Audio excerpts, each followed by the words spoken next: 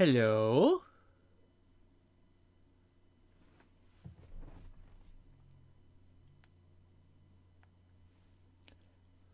Wait for a second to see y'all hop in here real quick. While I get some instructions up here.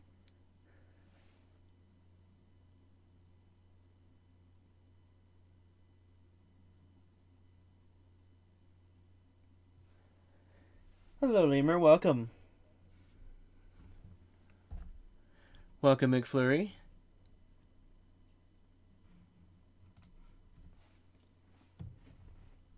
So I don't know if you guys were at all here for when I initially thought of this idea, but basically, I disassemble my sets all the time, and I might as well use that time hanging out with you guys, right? Right? I thought so. It's okay if you missed the last stream, McFlurry. You could always go back and watch it if you want. It was a short one, too.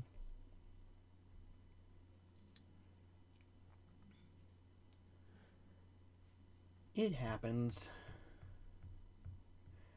In the spirit of taking down the Christmas decorations too late, we're going to be taking down Winter Village set today.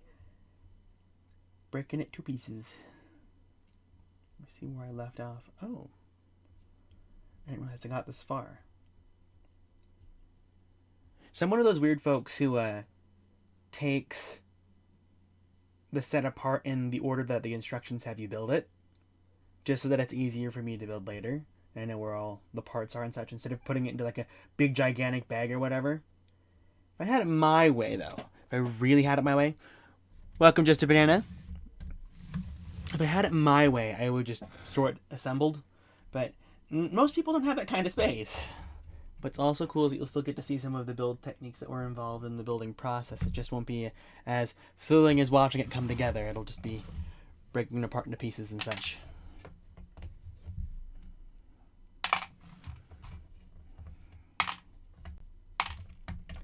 Wish I would have scheduled this a little bit sooner so more people knew that it was coming. But I think we're off to a good start.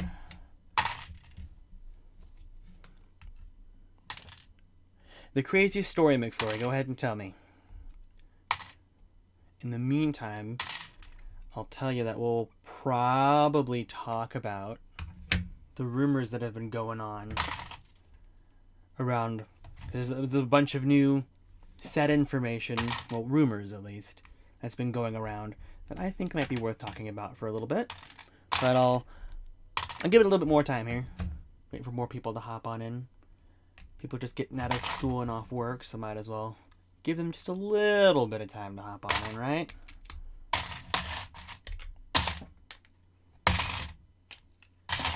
You can hear the pieces rattling this whole time. Lucky you! Oh, I need to have my brick separators handy too, just in case.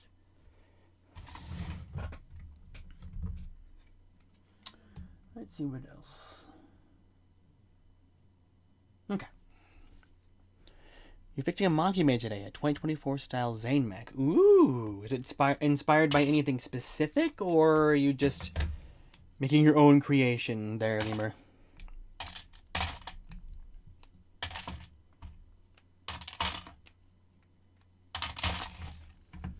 You know what, let's put it on the table, it's a bit quieter, and then I'll just scoop it in when we're done. I love how they managed to make those angles meet, but also the fact it's just perfectly shaped. It's so nice. So nice.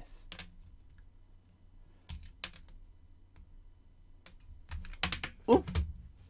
Losing pieces. Oh, I also finished Echo. We can talk about that in a little bit too. Pleasantly surprised by it, but I'll leave the full opinions for a little bit later. Whoop.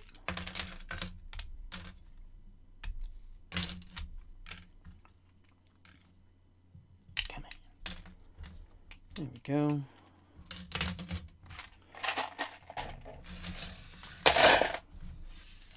Noise rolling there. It's inspired by the Sora and Kai mechs from this year. Oh, so you're trying to make like one of the mechs that you can rearrange the parts for it, right? Like that? Did you end up buying one of the sets and then you're just using the parts from it for the joints and such to make it work properly? Welcome, Rune. A scoop. Venomized mandrake. Oh boy. How exciting. That's going to be the go-to thing now. Whenever any theme is rumored to have a buildable character, everybody's going to be like, oh, the Venomized one's coming, you guys. You ready? You can put that next to Venomized Rocket. And Venomized Potted Groot.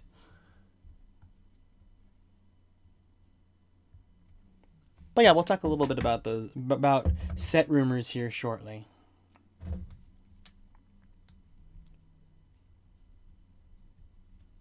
McFlurry, you said you had a story about the collectible minifigures?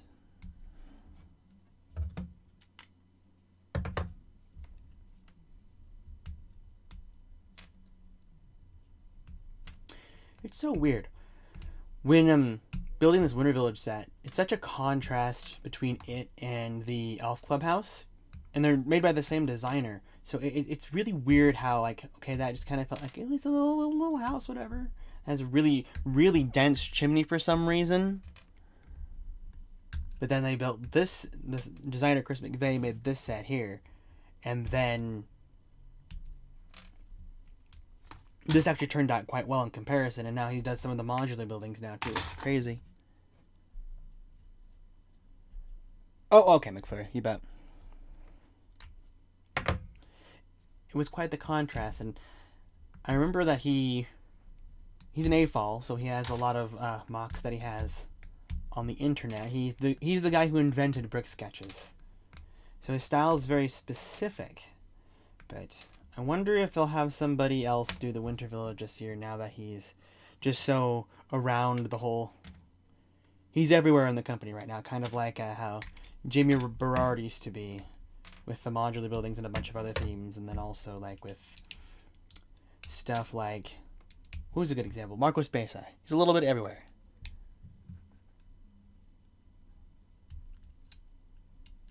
Okay, I'll give you a sec there, McFlurry. That's cool.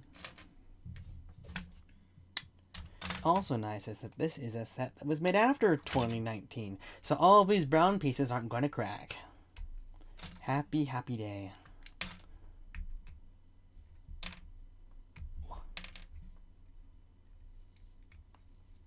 Very happy.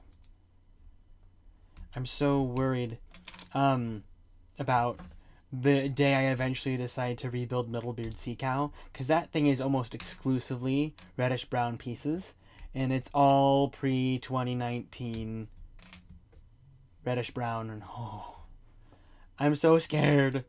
There is a point where like that started, and I think it was like it was the very early 2010s, and they didn't resolve it for like a good 8 or so years because they didn't realize that it was brittle when it aged. And that's why it breaks. Using your own parts, making a solution for the legs, how to grab a Technic pin. It happens. But yeah, do you think you're satisfied with your build so far, Lemur?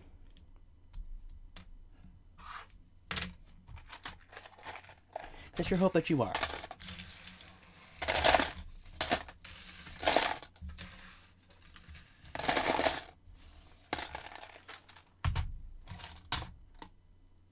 Oh, we're gonna still whittle down the chimney a bit. Okay.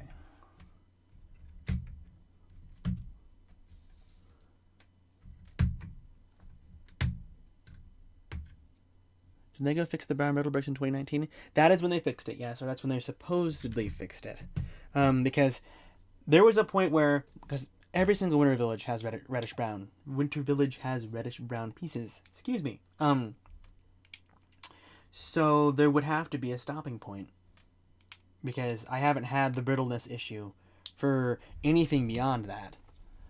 Though it doesn't stop there being a chance of there being even more in the future. But we will cross that bridge when we get there. Oh, that's the bag. We will get to that in a moment there, Rune.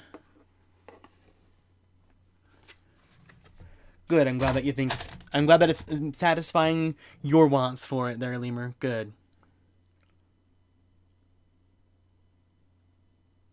Very glad. I'm gonna get a lid on this guy. I'm gonna just set it aside, so it's not in our way here. But I'm gonna get another one of these. Okay.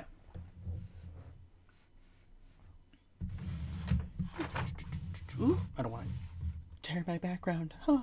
This is the interior, or yeah, this is all the space where all the characters can actually be located inside this set. It's just enough. I think this pillar here is a little weird though. Kind of wish there was a little bit more to it. There is a Christmas tree and some toys that were included as well, but I already broke those guys down a little bit ago. We're disassembling it in the middle at this point here. There we go. Get the dust out of here. But it's nice having like it's a house that has like an eating area and a kitchen and a living area. It'd be nice if it had bedrooms for the whole family, but I get why it doesn't. I get it. 1 second here, chat.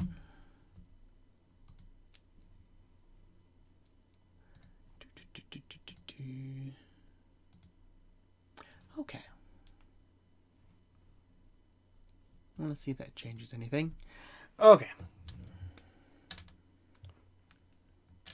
Let me know when you're done with your story, McFlurry, and I'll read it out loud. In the meantime, let's talk city at least. Rumor has it that they're going to be doing... Well, rumors were saying that there was going to be some jungle exploration stuff coming, but specifics seem to imply that there's going to be new gorillas, like a baby and an adult gorilla. And then also rumor has it that the tiger mold is going to be coming back. I completely missed out on the original jungle exploration city sets. I remember seeing them and I remember thinking, oh yeah, they're cool. But then, you know, I wanted Johnny Thunder and Friends, which I'm thinking, after how they handled space here this year, I think that they might try to incorporate Johnny Thunder into Lego City somehow or something like that, just so, you know, they don't have to deal with the whole treasure hunter type thing, because that's considered an old thing now, despite the fact that nobody complains about it. In truth, a lot of, well, very few large groups of people, I'd say. But I'm excited to see what the gorilla mold would look like. And then also apparently rumors have it that there's going to be a red panda in there too. I'm all for that. I think that sounds exciting. But the sets sound very small, aside from a base. But I don't know if we've heard all about City, the entirety of City yet, so I'll hold off. I know there was rumors about another space set coming out that's relatively small-ish in size, and I'll take any more Lego City Space. I love City Space so far. I've only built one set in a poly bag, which I have on my shelf over here. Because I love it that much, which is really weird for me to say, because I used to be one of City's biggest critics, but going off of what Rune had said, this very well could be City's golden era at this point. Like, we were winding up with the City Adventure stuff, which I love for what it is.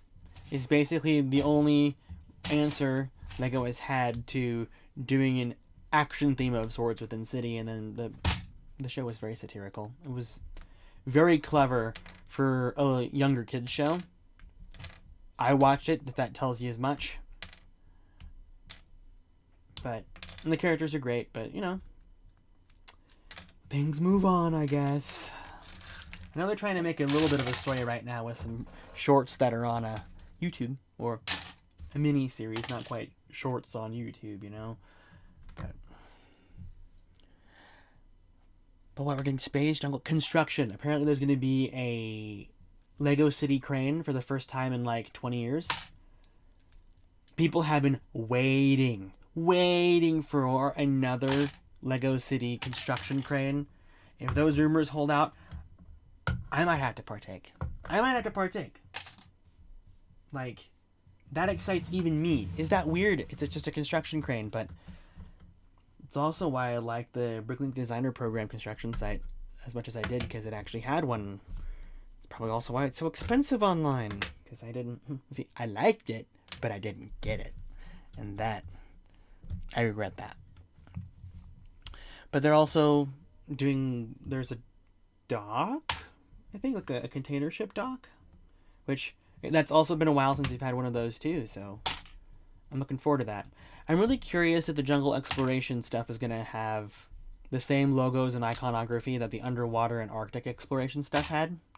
Because that would be kind of neat if it was all kind of like one organization doing them all, but they had like different art styles for all the different vehicles that they have. Though, I mean, granted, the Arctic and the ocean exploration stuff were all orange and blue. It's kind of funny, considering that fact. Oh, that did the same thing. Yeah.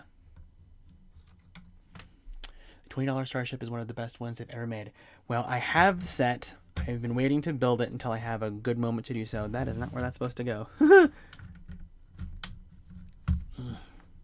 Come on out. Just shoved it in somewhere rather than putting it where it's supposed to go. Okay. I just don't want to lose it, even though it's probably coming off in the next few steps. But yeah, it's really well-rounded for City. I'm cautiously optimistic because I don't want to get too excited because sometimes City has some really exciting concepts and they show up and it's like, yeah, this could be a 4+ thing if they really wanted it to be. Hoping that's not the case for for the ones that I'm the most excited for. But we'll see. Welcome, Pug. You are just in time. Don't worry about it. The stream only just relatively started, so you've got time. You've got time. Is that supposed to stay there? I'm gonna look ahead. The instructions are off screen, by the way. I'm following those as we go. But see, that $20 Starship was, the moment that I saw it, I was like, I need that. I need it. It was the first one that I saw, and I'm like, hey, that reminds me of a Mars mission thing, or that reminds me a little bit of a touch of a Galaxy Squad, and then I didn't realize that the entire sub-theme was going to be kind of like a good blend of all the things that we knew and love, which in LEGO's effort to consolidate all the themes under LEGO City or Creator, this is the most promising showing they've had. Helps that there isn't any serious space missions that are going on that they're willing to support. So it's forcing them to be a bit creative, which is a theme this year, I'd say. There's also going to be an $80 roller coaster and a tourist bus. That's so interesting to hear for City. Isn't there a tram as well? I thought I read that too. That was the rumor. Which, those are fresh ideas. Those are LEGO Friends ideas. I love how LEGO Friends is out here doing what we wanted LEGO City to do this whole time, and then now that Friends is doing it, City is like, mate, maybe we should be doing that. Like, no kidding. It's almost like doing what people want, regardless of the theme. Whoop. It's worth people's time, you know? Get more people involved. Get more people to love it. I know Chima turns 11 today. That was why the set of the day is a Chima set. Happy birthday, Legends of Chima. I always love going back and looking at the Legends of Chima sets, because like that was the time where I was at my peak just adoration of LEGO. Just with the childhood / teenage innocence in a way. The rose-tinted glasses, that was Chima for me. Like, even though I love Ninjago, of course, but there's something about Chima where it's like, those are the good old days. That was the good time, you know? Welcome, Paleozoic. I know, time just flew on by. Now, I've been an adult the entire time that's been a thing, but that Chima's been a thing, so it's just part of the getting old flow for me, for lack of a better term. Kenny. That wasn't supposed to come out, but okay. Those there. – Because the thing that was great about Chima is that one of the biggest hits in the initial waves of Ninjago were the villain vehicles that were shaped like creatures, or what the opponents were based off of. So like the Skullkin had the skeleton vehicle, had the skeleton vehicles, and then the serpentine vehicles were the ones though that people just loved because of how cool they looked. Now they were also expensive, but that's beside the point. So when Chima decided to come out and literally take that design ideology and put it towards a bunch of just jungle animals and have it be a whole battle between factions within it, it's so smart. It's so cool and was so well thought out, and everything felt like it belonged, which was crazy. And it's almost like it had a consistent design language despite so many designers working on it, including Star Wars, or the former designer for Star Wars, Hans Burkert-Schlomer. He worked. The guy who designed the Slave One is the guy who UCS Slave One is the guy who worked on Chima before that.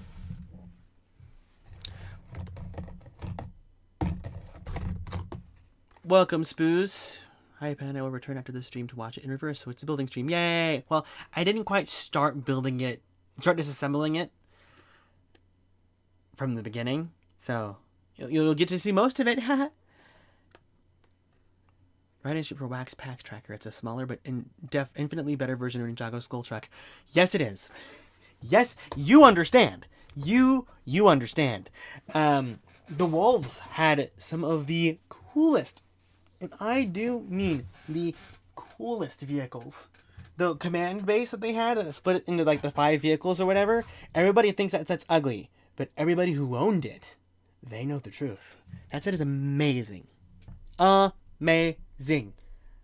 And Wax Pack Tracker was only $30. And it was big. It was this big, that wide, about that tall, working suspension, and a cannon built into the front of it. That is so good. So good.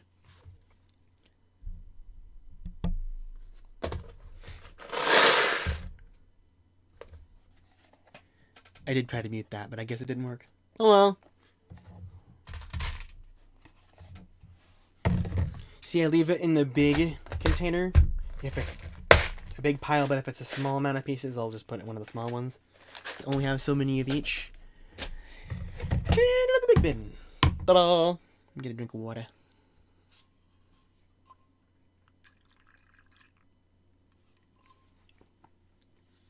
Let me try that mute thing again. One sec.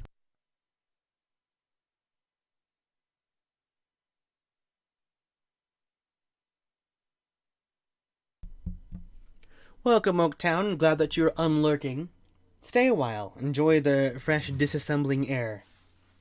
And the chit-chat about the past and the future of Lego. The Comet Lair I prefer. It's TV show design. Same with the Lion Attack. See, it's been so long since I've seen Chima, I don't quite recall the designs from the show. And that's where Chima really gets its bad rep, is from the show, because of how poorly voice acted it is. The story's there. The story is there. The concept is there too. Not often you get a Lego theme about xenophobia and drug abuse and drug cartels and hallucinogens all in one whole season of a children's TV show. Haha. That's what it was. It was a Wax Pack Tracker, WAKZ PACK, and then Tracker. It's a Legends of Chima set. And then we talked about the Wolf, the mobile command base or whatever. Okay. McFlurry is done with this story. I am going to read it to you all. Okay. It's a crazy CMF Series 25 story. Okay. So me and my dad were looking for the new CMF, and we started it by going to Target because it's reliable. Not really. So we go to the Lego Outlet check, and we see the Disney CMF box and Marvel CMF box, which is crazy that they still have that. So we see the other CMF boxes next to each other, and we think that the Series 25 box would be tucked away nearby, but it's nowhere to be seen. So we check the app to see if it's at the checkout aisles. Checkout aisles or somewhere else random, because sometimes it's not a Lego aisle. They don't have it. 3 weeks into 2024, and so then we drive across town to Kohl's because they have Lego as well. So with Target, all of the CMF series share the same DPCI. So if you were trying to look up for Series 25, it'll say that it's available, but it could just be quantity of Disney or quantity of Marvel. So, because they're all meant to go at the registers, for starters, and then get transitioned back into the back of the store where the toy section is. Because they have a peg on the register, it's all one shared number. So even if you were to look it up, you wouldn't get correct results. But Kohl's is a good next choice. In fact, that's one of the more that's a place that's more reliable than Target in this day and age. Usually Target starts to get consistent quantity of the minifigs in, usually at the latter end of the series lifespan. So me and my dad checked the Lego section. This is the continuation of McFlurry's story. And what do we see? Just the Disney box. I ask if they have them in the back. They don't, so then we go home because it's late and we don't want to go back out. The next day, me and my dad go to Michael's because why not? They might have it in the checkout lane. We check, there's nothing, and then we go to Joann's because last time I went there they had them. They had the Marvel CMFs, but I wasn't feeling like buying them, so we check there. They have Disney and Marvel, then we leave the store desperate, thinking about buying online, and then as a last resort we go to Walmart. In parentheses, he says we don't like Walmart. We walk in, trying to find the toy section. They had less Lego than Kohl's, but out of the corner of my eye I spot the Series 25 yellow box.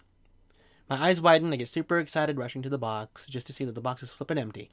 I go to customer support, I show them the barcode, and they ask if they can check the back. And I kid you not, the guy standing right in front of the door says, I don't have the authorization to check. Like, bro, that's your job. Then we go home because it's late. Then the next day, my dad wants to just order online, and then I remember that Best Buy even exists. We go over to Best Buy to check. They have a bigger Lego section than Walmart and a full box of CMFs. Me and my dad are so happy. We get 5 and go home after a 3-day wait. We got the dog groomer, the barbarian, the goat guy, and 2 mushrooms. They're all great. Huh. It's a good story. People don't think to check Best Buy. They don't know why they don't, because it's a good option. It's a viable option. They don't have the biggest selection in the world, and if you're getting anything that's big, they literally put just one single box on a pallet and then put the shipping sticker on the Lego set box. So if you're looking for a pristine box, you're not going to find it at Best Buy if it's a big set.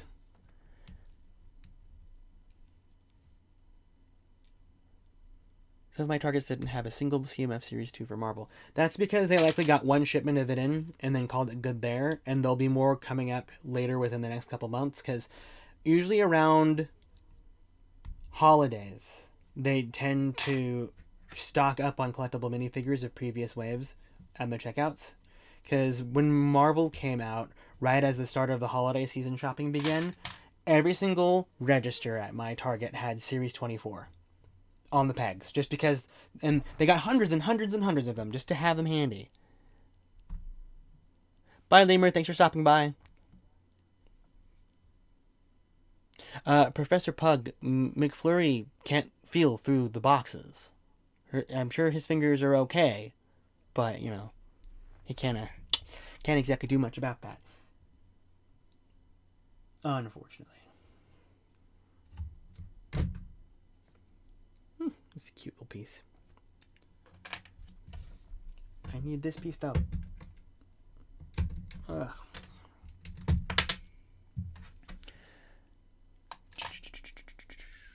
What was some of the Targets didn't have a single Marvel Cinema Series 2, yeah. Curious if you checked out my retrospective.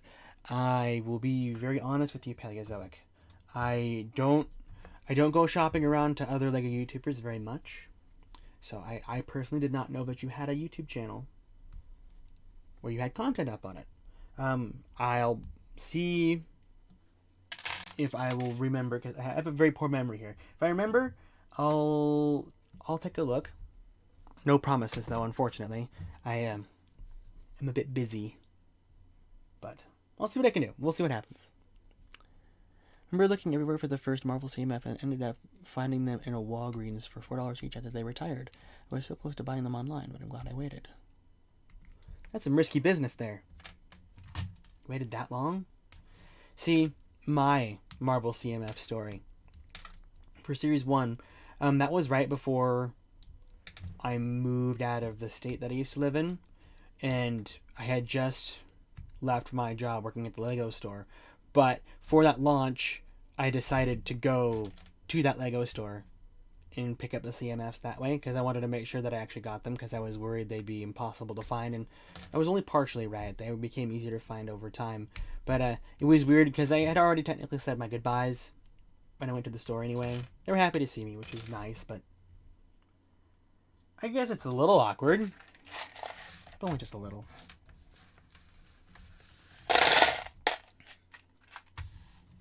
It is quite the adventure, though, McFlurry. Really. I've had many days of hunting for collectibles in my time. Almost every day during college, I would go to every single retailer on the way home in hopes of finding Amiibo.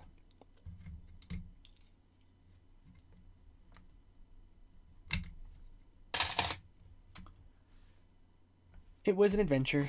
I miss the days when there was tons of Amiibo coming out and tons of them to enjoy, but Amiibo very much existed to counterbalance the lack of sales for the Wii U. But they keep them around because people keep buying them. I'm people. Unashamed.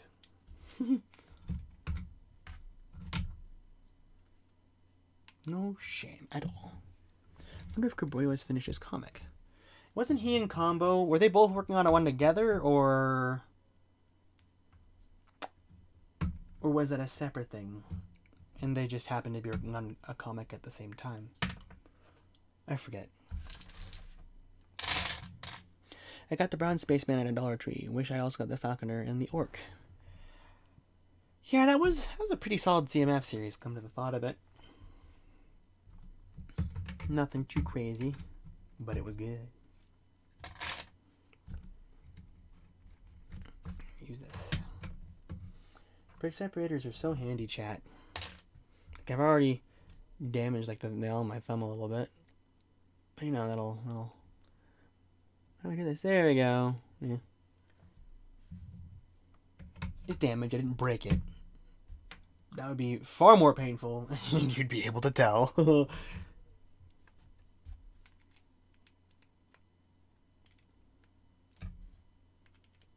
That would be a shame.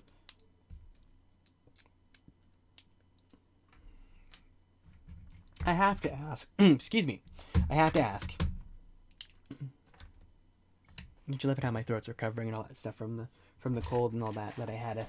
I'm still recovering from the cold, chat. Can you believe it? Anyways, how are you liking the stream so far?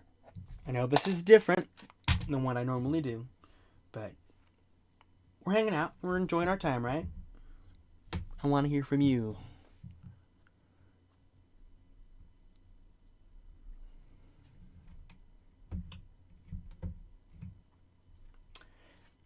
I had recalled that, McFlurry, I'd recalled that Combo was working on one too.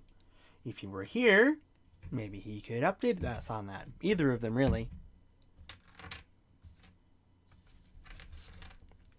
Kind of random, but what do your Lego shelves look like? I'm putting my sets on shelves right now. I would like inspo. So my room is not tidy. My Lego room is not tidy. So I'm not going to be panning around with the camera. But the way that I have it is where I have a shelf, varying lengths, depending on how high up it is, which I need to do that or I won't be able to see. I'm only 5'8". I can't look up too high, you know? But, you know, well, as an example, we have a space here. And then let's bring ourselves some examples. Our previous build stream, how about that? Okay.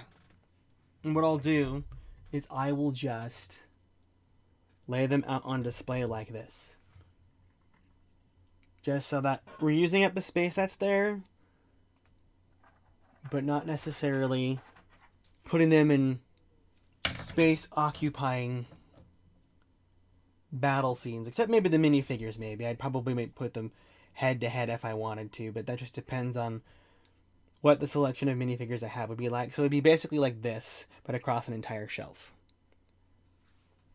But that way I can easily see what's there, what it is. Like that. The shelves that I have are a fully customizable system. So there's struts, and then there's brackets that go into those struts, and then the shelf goes on the bracket. And there's varying sizes of brackets and shelves, and the struts They have inserts on them so you can put the brackets at any level. So you can have them at any height. And it allows for customization for space, but I have it set up right now. There's just enough room for, what is it? 1, 2, 3, 4. There's 5 larger sections open because I want to have like about 17 inches worth of space. So say if I were to make a video gaming shelf and I wanted to put the tall neck in there, I'd be able to fit that. I'd be able to fit Bowser. And then if there's something short, I could put a riser behind it or another shelf and make another display right behind that. So there's enough varying room for that.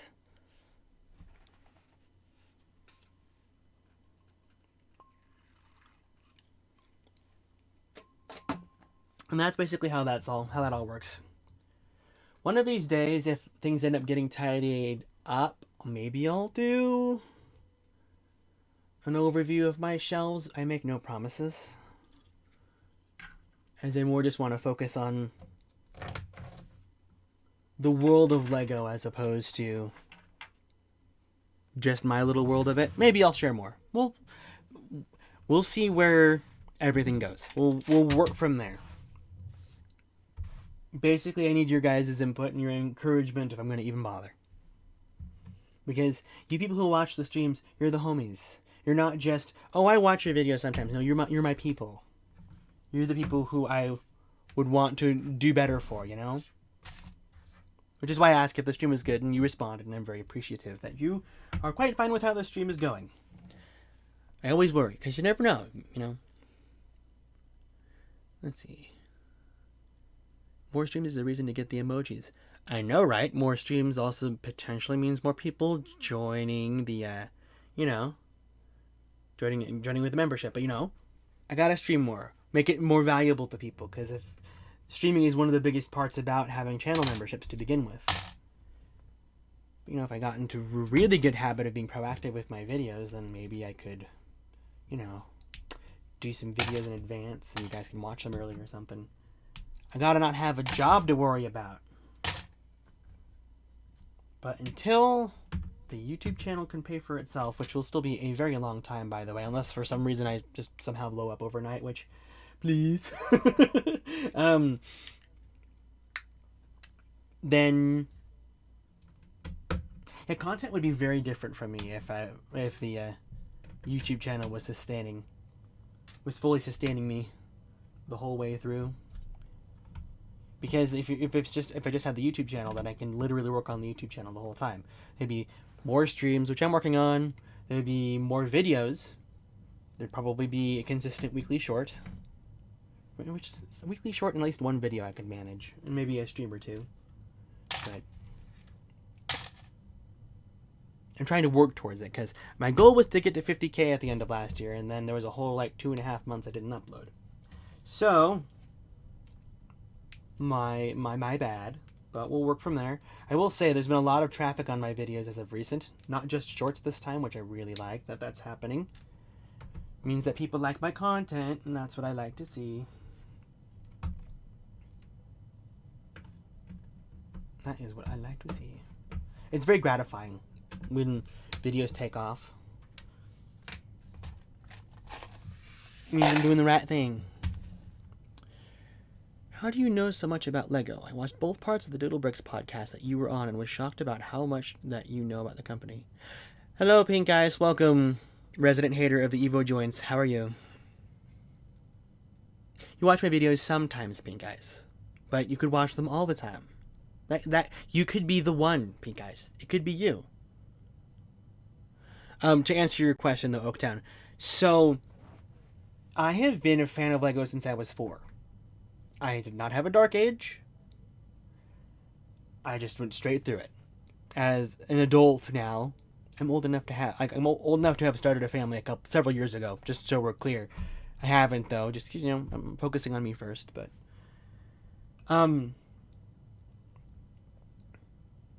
because of that, and then also, it might not be entirely clear, I have ADHD, which means I hyperfixate. And Lego has always been my hyperfixation.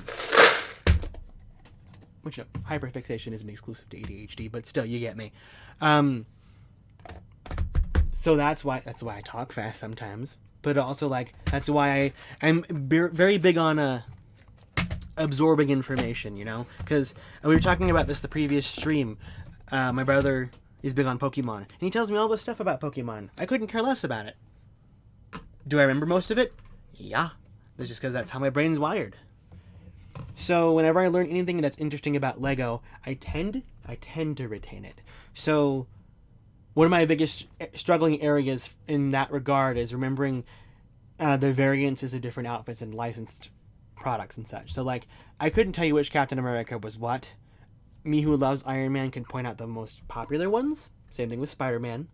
But like, ooh, this version of Black Widow is from Age of Ultron and this one is from Infinity War. Like, unless it's very obvious because of like what she's like, of the color choices, sure. But if you put if you put Avengers game Black Widow next to Age of Ultron Black Widow, unless there's some very specific, like, oh, that's specifically that one and it's super iconic, of course I remember that, then I'm not going to be able to tell the difference. But because I'm able to retain that level of information, it's almost exclusively been a learning experience. So being there for the rise and fall of action themes, being there for the rise and fall of DC superheroes, being there since I have been a Lego fan since Lego Star Wars started. From the beginning. I've been there. And it culminates up to where you can put 2 and 2 together regarding some concepts or aspects, and then basically build an overall understanding of how the company thinks, how it works. Now, of course, it is all technically assumptions. It's me using data that is easily accessible in public and going, hey, this is that, yada yada. Now, I did go to college for marketing, which had a lot of business learning and such. Very surface level. It was just an associate's degree. But it was enough for me to have a stronger understanding. And during that time, I also began working for Lego. I worked at a Lego store, and I had a manager who saw himself in me and put in the effort to train me further regarding managerial context and such. Now, none of that applies very well to a YouTube channel, but because of him understanding my desire for trivia information and then also his innate desire for it too, we very much would pass notes around, if you would, like, oh this, oh that, oh this, oh that. But then I also have the nerdy people who I worked with as well. I was like, oh, Star Wars this, oh, Marvel that, and I got to have that drip feed of all that as well. So it all culminates and compounds on top of each other to become a further understanding of it all. And the thing is that a lot of the people who know, or like, oh, I've been know Lego for 40 years, I know exactly how they work and such. These could be people that have no business sense whatsoever, and without that, it can create a very, very, very different viewership experience. So, I do owe a lot of what I know about Lego and how I put it into the information that I give. I do owe that a lot to what I've learned both working retail and then also college, of course, too. But there are a lot of like internal stuff that I learned too, but it's not stuff that it isn't stuff that helps you. It isn't stuff that helps me on the YouTube channel. It's all stuff where it's like, oh, like, did you know they have this? And you're like, no. And it's like, okay, well, they don't have it anymore.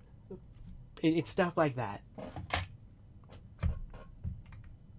I would be no help in trying to get you to hack into the Lego mainframe and get super early leaks or whatever. That's not how that worked.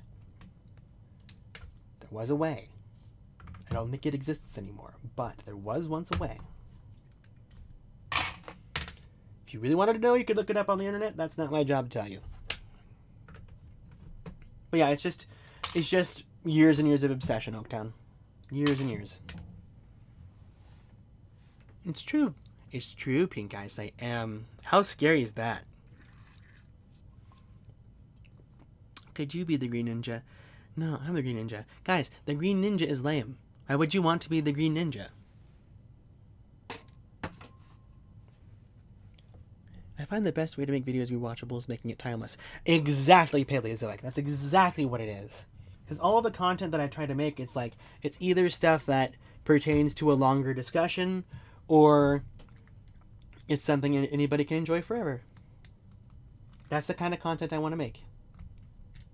That's why the current video that's been popping off for me has been, there was that video that I did where 18 plus sets are not for AFOLs or Lego fans. And my thought was, oh, well, the AFOLs will probably like this, won't they? And it didn't go very far.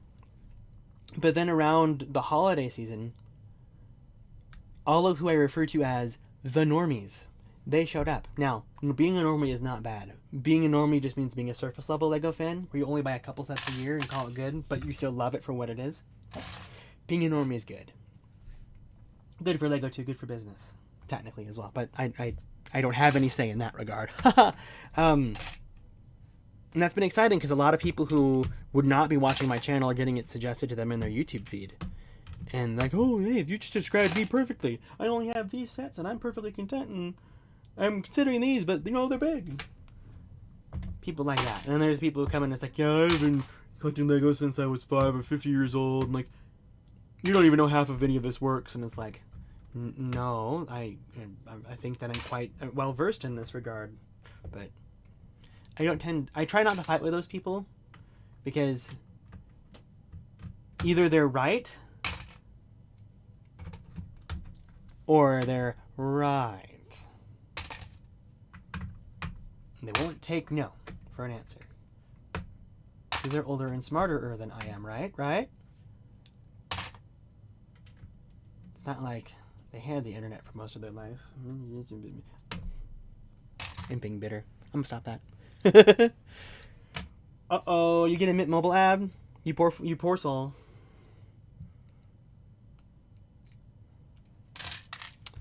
I'm so glad I'm not a normie pink, guys. Ben, do you have any thoughts on the Lego Star Wars 25th anniversary rumors? I think they all look pretty good. Yes. To be more specific in regarding to your specific phrasing, yes. And I think things are looking quite positive from my perspective. I did a video regarding any complaints that I could have. That doesn't mean that I don't like what I saw. That's all. That's all I'm willing to say, because when it comes to, in case it's not very clear for anybody who's here, I try not to act like, I somewhat take the ambassador network approach when it comes to rumors and leaks, because I'm not actually obligated to. I just do that just because that's how I've always worked. Working for the Lego store, it's kind of that's part of the process. And I'd just rather keep that because it's easier. Say if I were to get into the ambassadors network, which if I did, I'd be doing it completely different than anybody else would. I'd rather have that already in practice than having to completely re-angle and relearn everything that I already established. But it also sets the stage for you guys too, so if that were to ever happen, you wouldn't be surprised. You'd be prepared. So McFlurry, let me just put it this way. I compiled 2 videos about clone troopers together regarding the struggles with them and how to fix them, but what I like about them. So if you want my opinion, I would suggest going there. Otherwise, things that would not pertain to that, wink, I'm very excited. See, there's a difference between leaks and rumors. A rumor is where, it's text information from a person who's reliable in the past, but do we know for sure if it's real? Do we know? Do we? I don't know. Do we? And then there's a leak where it's and this is a previous example, which is just this has happened so many times. A Lego store will get the product in a week before it's revealed, and then they'll take pictures of it. Stuff like that.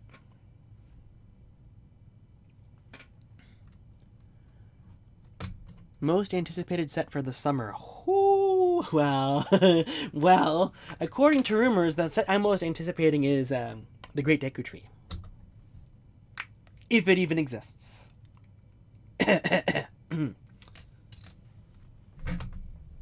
Because I've made it clear that I like Zelda, but y'all don't realize. No, I loved The Legend of Zelda. This isn't just, oh, this is cool, right? No. The Legend of Zelda is one of my favorite franchises just in general. If we're getting Lego of it, an absolute dream come true. Yeah, I'm gonna be excited about that. There's literally a video, I forget which one it is, I think it's one of the Sonic ones, where I talk about, the future of Lego gaming, and it's Legend of Zelda's coming. There is a clip of me squealing like a little girl in the background, okay? That is how dedicated I am to this idea of, I'm obsessed, okay? I'm owning that. I am owning that. And we are going to have the best time with that if it ends up showing up. Oh, there's going to be so much stuff we're going to be doing. Alrighty, we'll see you soon here, McFlurry. Has there ever been a retired Lego theme that you were surprised how expensive it got over the years? Oh yes. The other day I was looking up the old Duplo Thomas and Friends sets, and they are so valuable now.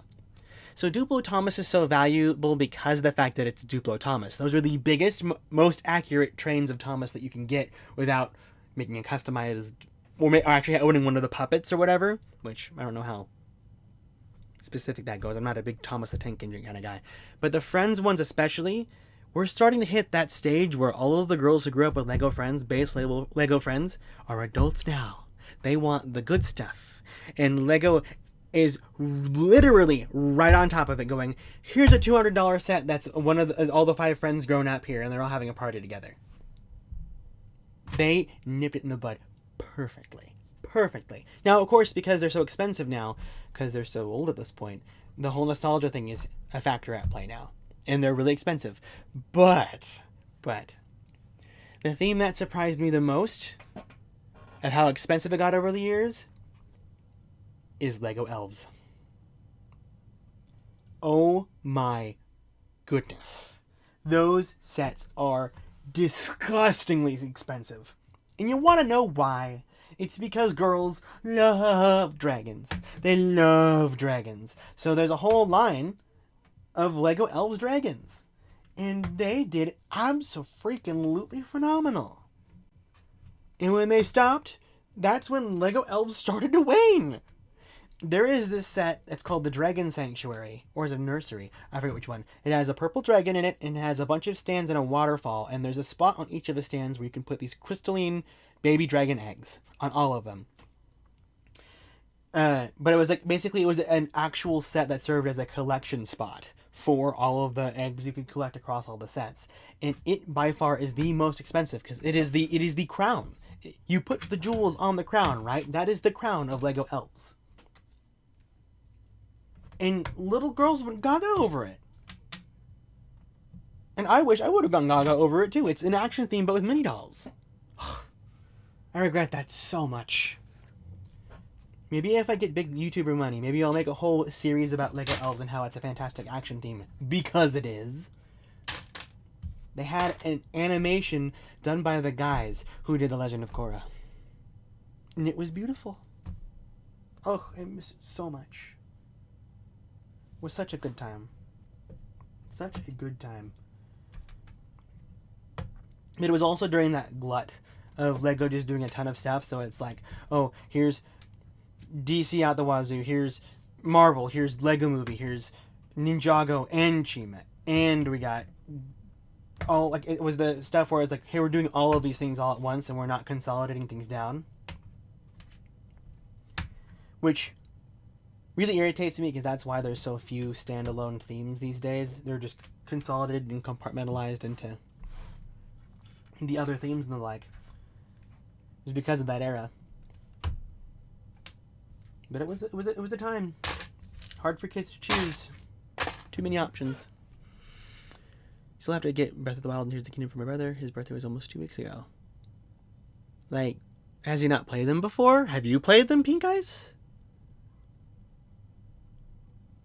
If you had any of those sets, Pink Ice, like, they're yours to keep. If they're in pristine condition, then maybe consider going for it. But why did I break down the mixer? I need to fish those pieces out. Great. Yay. There's that. And that. I'm gonna get the tweezer so I don't have to spill it too much. I need that. Then I need that. And the other rounded one. Where'd it go? No! It's okay, Chad. I caught the runaway piece. It is okay. Come in. There we go. Okay. It's all good. I have not played them, but my brother has expressed interest in wanting to try them. Well, if he lets you borrow his Nintendo Switch and you choose to play it, I highly recommend it. Only for... Well, it's one of the most adopted Switch games. I mean, like, clearly it's good.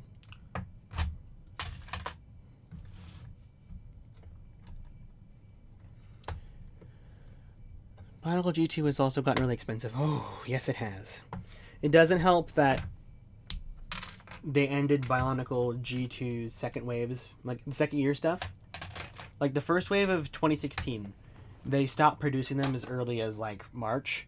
So stores stopped receiving Tahu and Kopaka as early as February or March. Literally like a literal month or two after they released. And then the Lego store retired all of them, all of that first wave by May. Because they were done. They were already ready to just get rid of it all.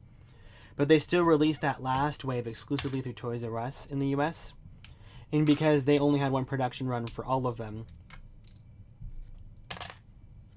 almost everybody missed out on them. Very happy to have got Akimu and... What is it? The Umrock the Destroyer. But other than that, I didn't get any... I think I got the Quake Beast, or is it the Lava Beast? Lava Beast. From BZ Power. They got... Basically, Lego, through LAN, sent them a ginormous palette of Lego Bionicle sets for them to make your own creations with them. Because we're not going to use them anymore. They're going to go in a landfill, right? And then they just sold them out of box on their website. And that's how I got that, and I missed out on all the rest, though, sadly. Strange time that was, though. Oh. I'm not sure which one I needed. Guess who's back? Back again. McFlurry's back. Tell a friend. I might play them once he's done, though. He owns the Switch. Maybe you should get yourself... Well, I say you get yourself a Switch, but there might be a new Switch coming, so I don't know. I have a full set. The final wave was the first time I bought an entire wave of Lego sets. I have a sealed Quake Beast. Hey, Paleozoic. I know we're not, like, besties. But, like, if you wanted to, you know, sell the Quake Beast for MSRP or something to a friend, or maybe just a little bit over MSRP, plus shipping, I might know somebody. Side eye. You know, maybe. It's the purple one, right? Pretty sure that's the purple one. Because that would make it easy for me to finish that collection, because I'm only missing the Quake Beast and the Swarm Beast. I mean, if you have more games that you'll enjoy on there, Pink Guys, get the PS5. Welcome, Mr. Brickster. Who did what, Brickster? Not sure I understand.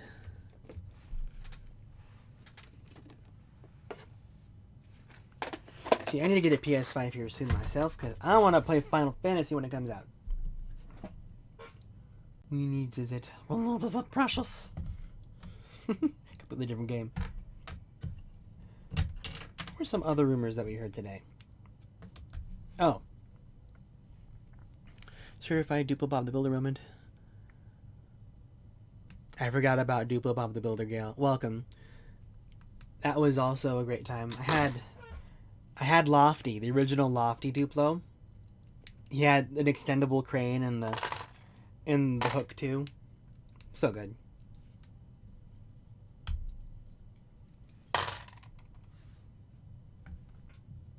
Little kid me loved it. Wait till March because there will be Nintendo Direct. You with a specific date for a Nintendo Direct?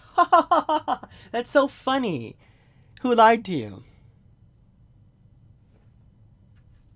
My favorite thing is when a Nintendo fan comes and goes like, "Oh, it's okay. The Direct is coming exactly this day." I was like, "No, it's not. No, it's not. You've been duped. That's not how that works." No, no offense to you. No offense to you. But come on now. You know better. Been a Nintendo fan for long enough. You know none of these, oh, new Switch 2 rumor, oh no, this person says it comes out this day. It's all bull. All of it's bull. You wait for Nintendo to say something, and that is it. Now if somebody like Gene Park, Eurogamer, or Jeff Grubb say something, heat it with a pinch of salt. That's it. It's okay to not keep up with Nintendo. They're on top of the world right now, though. They're my go-to, though, so I tend to be more on top of that.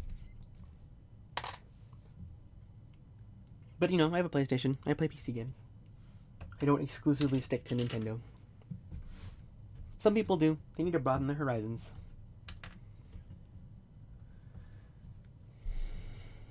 Marvel has a pretty strong lineup for the summer. Marvel is what we have not talked about. I can understand what your favorite Final Fantasy is for, but I'm very much a fan more of the modern fantasy Final Fantasies. So I first started off with 15. And I know bits about the story for 7. I try not to look deep into them because I don't want to know everything, because I want to kind of experience when I play the remake games. I've played all of the original remake game. Haven't played Intergrade, but that kind of Final Fantasy is my favorite. Now, maybe I'll like 16. I need to play 16. I don't have a PS5. We'll cross that bridge when it comes. Okay, here's where the mixer is going to go.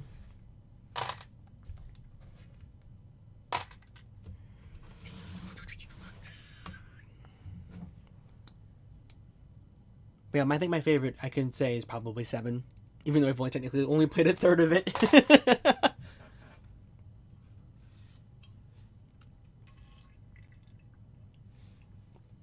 I see you have become wise, Just a Banana. You have become wise.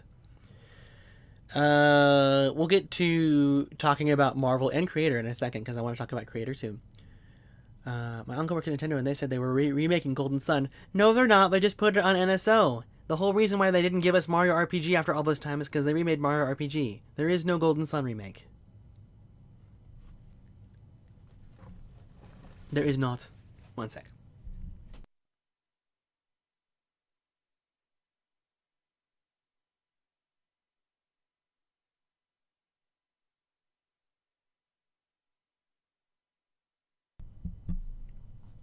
Opinion on the OG Spinjitzu spinners. They are the mold of why Ninjago was good. And we need to go back to them. That's a video waiting to happen. So I won't spoil you all right now. But we're going to have that conversation. It's coming. Because after these Dragon... whatever they are. Dragon Flight, Dragon Ride, whatever. We're starting to scrape the bottom of the barrel. And we just need to go back to what made it good. And trying to emulate that with the sets that they made in 2019 and 2018 and onward, the Legacy spinners and the Sons of Garmadon spinners, that's not the solution. Neither was the core ones. Oh, the core ones were awful. They don't want it to spin. They want it to fight. Make them fight. Please. That was what made Ninjago good.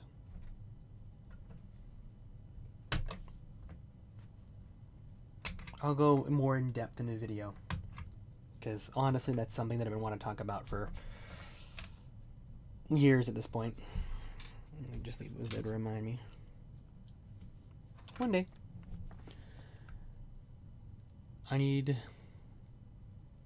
Well, the Dragon Flyers aren't flyers. You smash the thing and they go, whee, and they're dead. Sorry, they're not dead. They land on the ground, so just boom, drag. What's the point? What happens if they hit it too hard? Will it break? Can it break? It might break. Why would you make a set for kids that would break over time? Maybe it doesn't break. Maybe I'm overthinking it. Not the first time. Not the first time. Did you see that the Series 25 Falconeer... Did you see that the Falconeer beat Moon Knight for the minifigure of the year on brick set? There are two terms that I use interchangeably regarding to the closed-minded LEGO community. There are the normies, who are our wonderful friends, who are sucked in via the 18-plus crowd, who only do surface-level stuff, and I love them. And then there are the boomers. Now, again, these people aren't actually like baby boomers. We just call them boomers because they're like, okay, you can be entitled to that. Go ahead. Roll eye. Roll of the eyes. Because all of the 40-year-old plussers are all over at Brickset. So of course they'll vote for, oh my gosh, it's the Falcon Knights. I have to vote for it because it has the logo on it. I'm so excited. Despite the fact that literally half of the minifigure lineup that came out last year was better than it. Old people are old, confirmed. Is it a great minifig? Yes. Is it deserving of that title? Heck no. Is it funny to make fun of them about it? Yes. It is fun to make. It's fun to watch them get bent out of shape. There are two types of LEGO fans you can rely on for getting bent out of the shape when you call them out with truth. LEGO boomers and Bionicle fans. Am I a Bionicle fan? Yes. Do I get bent out of shape with a Bionicle? No. But it's fun to watch to see what Bionicle fans do when they do get bent out of shape, because they unwind real fast. It's unfortunate, but also it's like,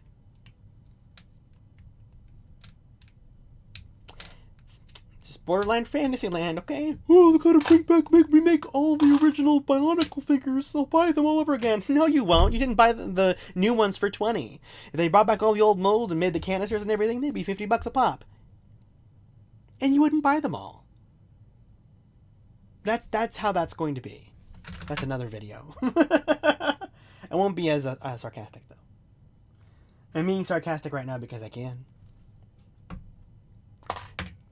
Because I'm around my people.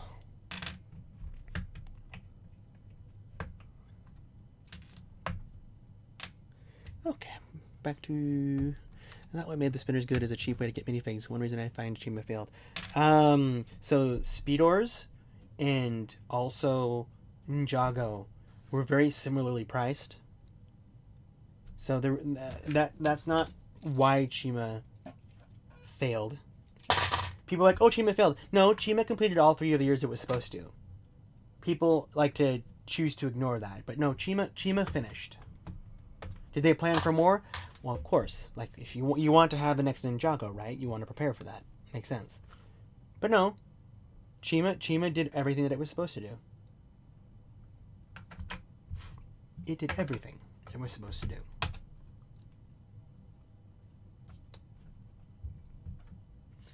And they refused to act like it didn't. Now, Nexo Knights didn't finish. We know that.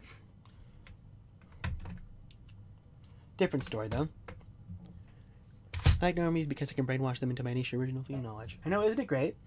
And they go, whoa, that's a thing? Yeah, that was a thing. Isn't that crazy? Like, whoa. Always someone new that you can indoctrinate with LEGO information.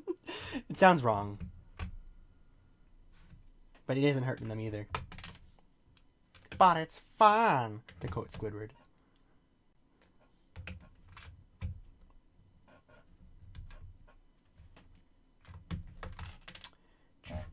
Let me look at the stream here. I'm going to put my focus into it real quick.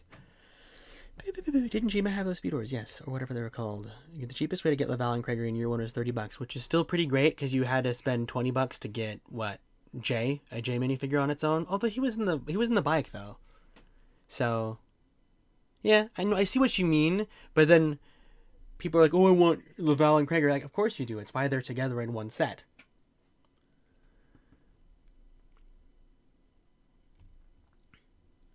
A lot of them were calling Moon Knight over-detailed. No, I see where they're coming from, but also, hey, look, who cares? You make every mold for a Toamata would not only be expensive as heck, but also pretty difficult to do so, especially with mass production. They did it before. It's just that it's a different era of manufacturing, so it's going to cost even more to make them. I miss those days. I miss those days when Lego was doing over specialized stuff because it felt magical. It didn't feel confined or constrained to the modern system. But then also, I appreciate the modern system because they are getting super inventive with it. Super inventive with it. I had the Nexonites app. I tried to collect all the shields and I failed miserably. But then also I fell off a theme really, really hard at the end. Full on buyer's remorse. It was not a good time.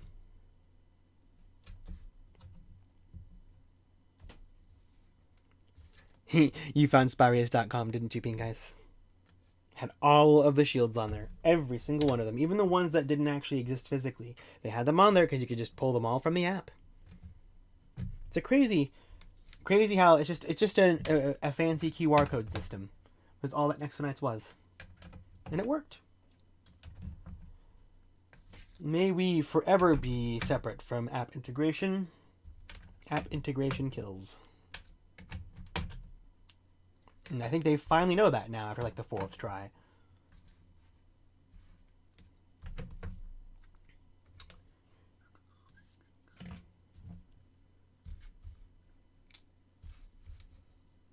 Yeah, Shima didn't fail. Its whole goal was to replace Ninjago, but then Ninjago got brought back. And so they let it live its life. And it didn't become the next Ninjago. But it became a 3-year-long action theme. And that's good. That's what it needed to be. I'm glad it did what it did. There you go.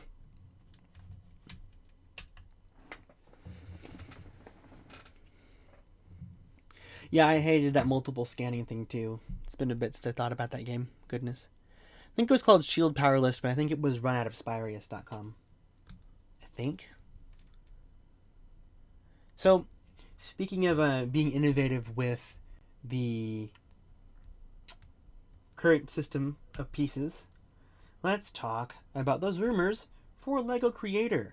So, I don't know if you guys know this, but they've had a Sea Creatures Creator set with a shark and a crab in it that's like $15, available for like 5 years now.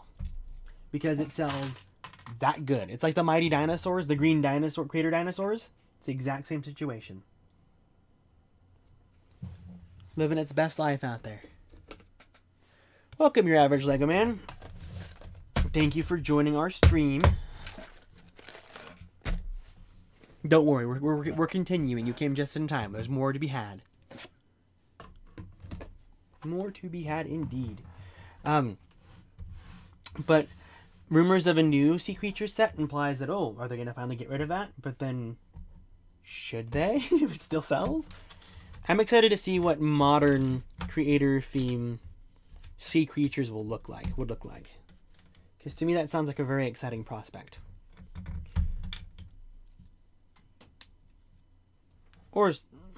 But then also apparently there's the rumor is that there's a $50-$60-ish T-Rex. Now, that is the thing that I'm most excited for. Because between the giraffe and the majestic tiger, that T-Rex is going to be amazing, okay? Probably one of the best dinosaurs they've ever done. And they've made some pretty amazing dinosaurs in their time.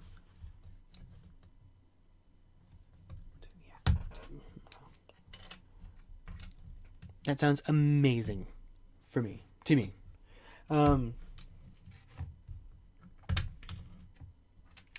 The other one was a modern house, which I think is funny that we're finally getting a modern house after they've announced a modern house for ideas. Guess it's about time, but then also, where is their throwback theme sets? The big ones, like the pirate ship or the Viking ship or the castle. Do more of those. I want more of those. They're so cool. So cool. Yeah, that's pretty good. Lego Video app got taken off the App Store the other day, so I guess we can now call it Video dead. Oh, you think? Lego kind of announced it themselves. Lego Rex is gonna have Evo joints, isn't it? Oh, I bet it will. And you're gonna have to live with it too. I just came to find someone to watch. I just have to shower, so it'll be 10 minutes. Oh, you'll be 10 minutes? Okay. Well, we'll see how long this lasts. I'll try to be slow. I'm thinking back to all those 2000s, early 2010 dinos they did, which, you know, they were good for their time. The effort in trying to discover what worked, sure, it's good. Creator was always on top of that.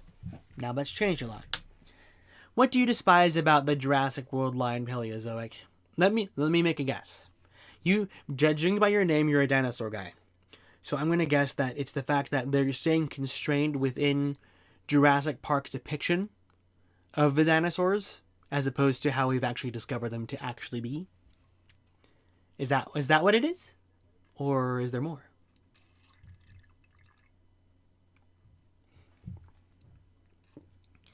Wait, I forgot about the house. Lego Creator houses are back. Pink Eyes, did you just forget about the cozy house from last year? Did you literally forget about one of the coziest houses they've made? It had a Rock Raiders toy in it. How could you forget, Pink Eyes? I'm going to tell R.R. Slugger that you said that. He will be triggered.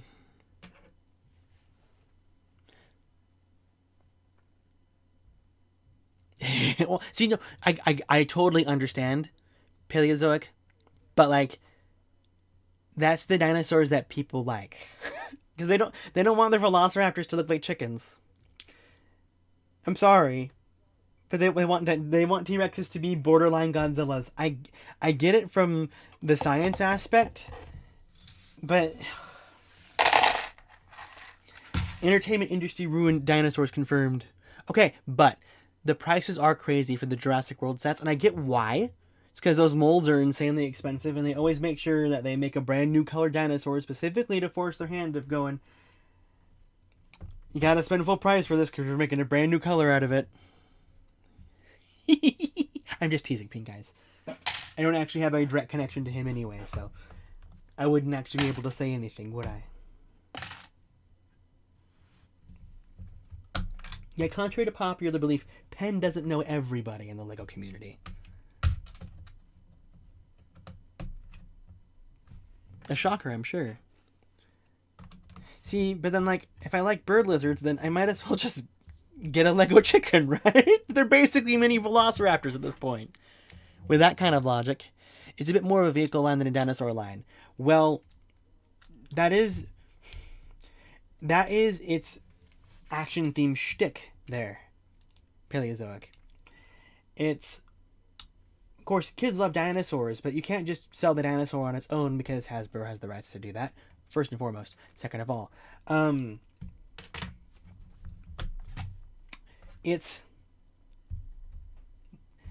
because Lego likes the whole concept of combat in a box, because kids like that, they try to make sure that every single Jurassic set has a means to chase or contain the dinosaurs, or to help them.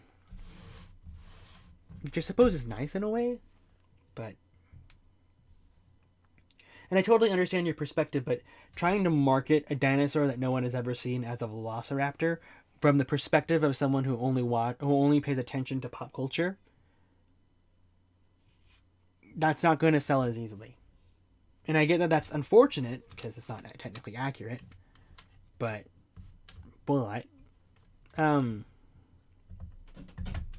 that's why it is the way that it is.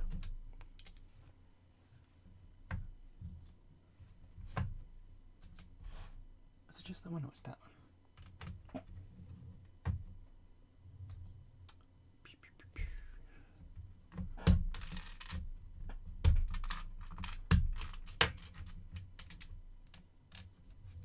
One sec.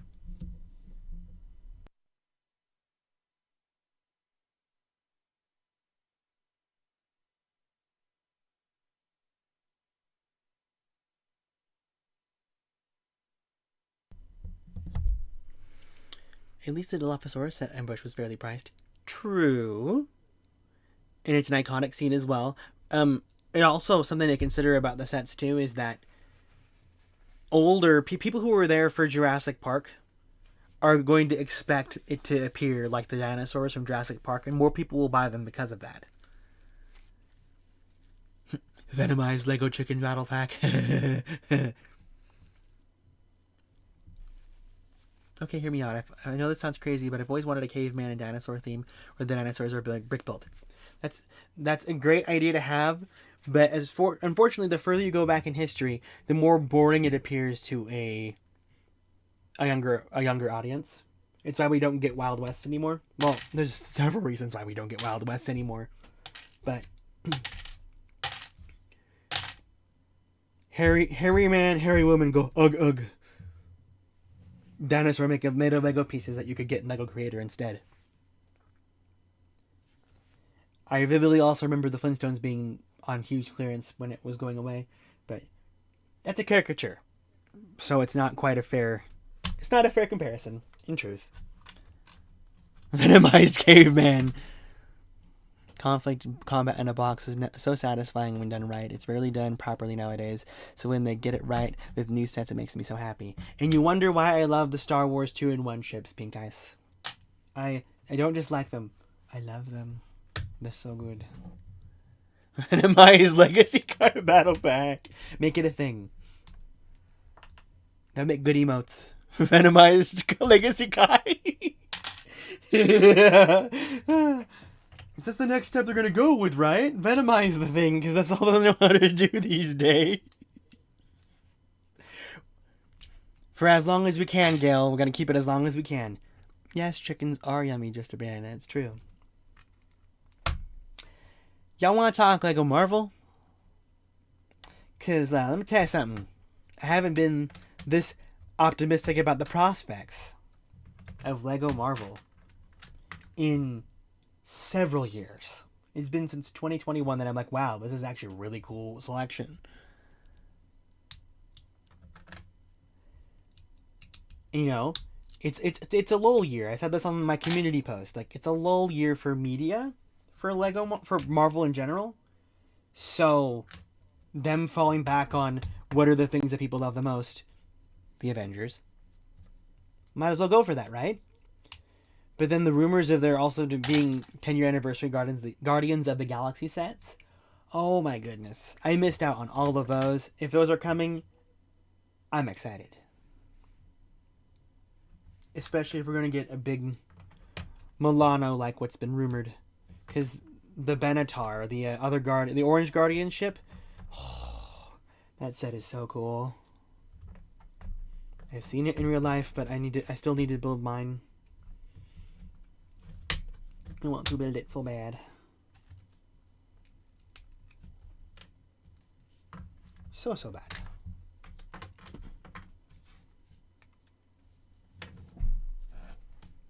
There's more than just dinosaurs to prehistory. Yes, it's true, but people are only going to want to shop for the ones that they're familiar with. If they do anything different, it's more because they're either in a movie or they're in a TV show. Feels like summer 2021 all over again, which I love. Exactly, Pink Ice. Welcome, Tanner. Yes, we'll keep the Venomized joke until Lego stops making Venomize this, Venomize that, which that won't ever stop because apparently Venom is easily marketable. And I know people's complaints are like, oh, why didn't they do new minifigures inside the new different villains in the Spidey sets? Like, no, it was either going to be plain Green Goblin and plain Doc Ock, or Venomized Green Goblin and Venomized Doc Ock. It wasn't going to be Mr. Negative or a comic book version of the Lizard, which we're thankful that we even managed a version of the Lizard this year to begin with. It's because they're iconic. It's the same situation as the dinosaurs. They're not doing dinosaurs you've never heard of. Never. Until or unless they get popular. Which they could. You never know if or when that might happen. You never know. 2021 for Lego Marvel was 2013 was for Star Wars. That's a really great comparison. It's a very good comparison. Wow. I didn't even consider that.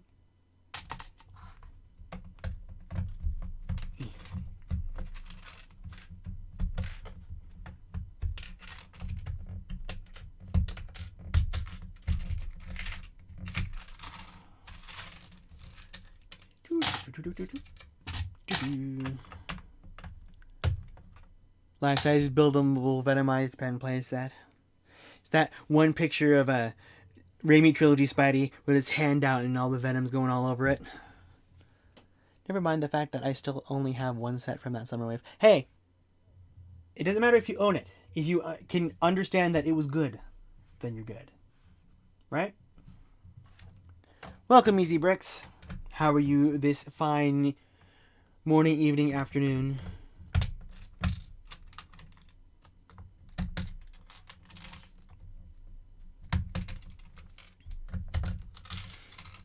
Pen, will you be at BritCon? Nope. Oh, Atlanta? Oh, Atlanta. Definitely not. Definitely not Atlanta. And it's not because I don't want to go. It's because I can't afford to go to every single convention as much as I'd love to. And I really, really do want to. But no.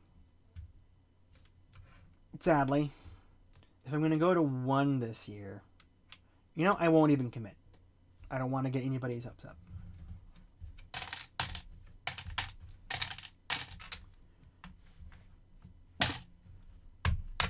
Some people will go out of the way to buy tickets to go to a venue to see their favorite YouTuber, and if their favorite YouTuber doesn't show up, then what are they going to do? Well, meet other YouTubers. That's what they'll do. That is what they'll do. Good, easy. There you go. I should probably get dinner here sometime soon too. We're nearing the end of our disassembly as well, but maybe we'll spend some time begging this heads up too, and I'll just hang out with y'all while I do that. We'll see. 2024 is already shaping up to be a great year for LEGO. I know, it's crazy that we're only 2 weeks in, and it's like, wow, this looks so cool. Or at least the prospects of it. I'm excited to hear what more of the non-specific theme D2Cs are going to be, because yeah, I know there's more. There's always more. That rumored Barad-dur is only just one piece of a grander puzzle. No! It's okay, Chad. It's supposed to do that.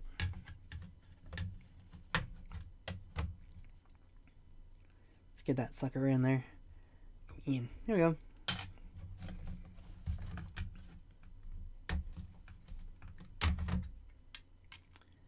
So much easier than what I did before.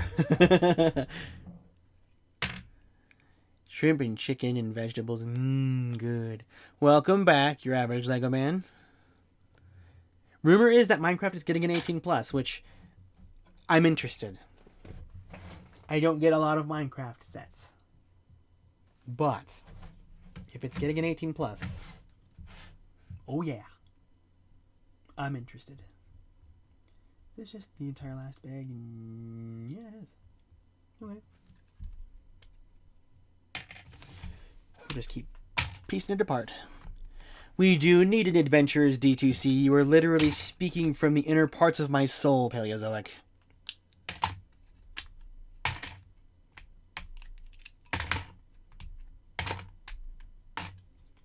Which they would. Same thing like what they've been doing with the classic Lego themed D2Cs, like Eldorado Fortress and the Galaxy Explorer and the Lion Knights Castle.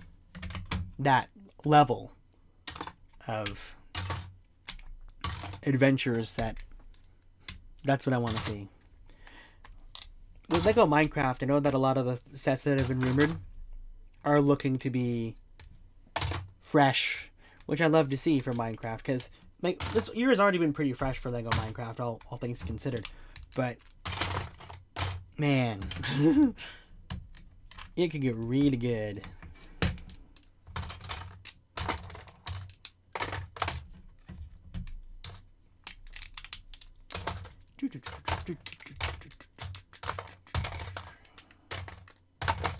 Oh, good. I'm actually going to sort out the big pieces. Probably do a split bag when I store it. I'm done asking for things for Lego for a while because they gave us city space. You should ask for more city space, though. Or more space in general. More fictional space. That's what we want, Lego. Give us more fictional space. Because we love it. We love it, we love it, we love it.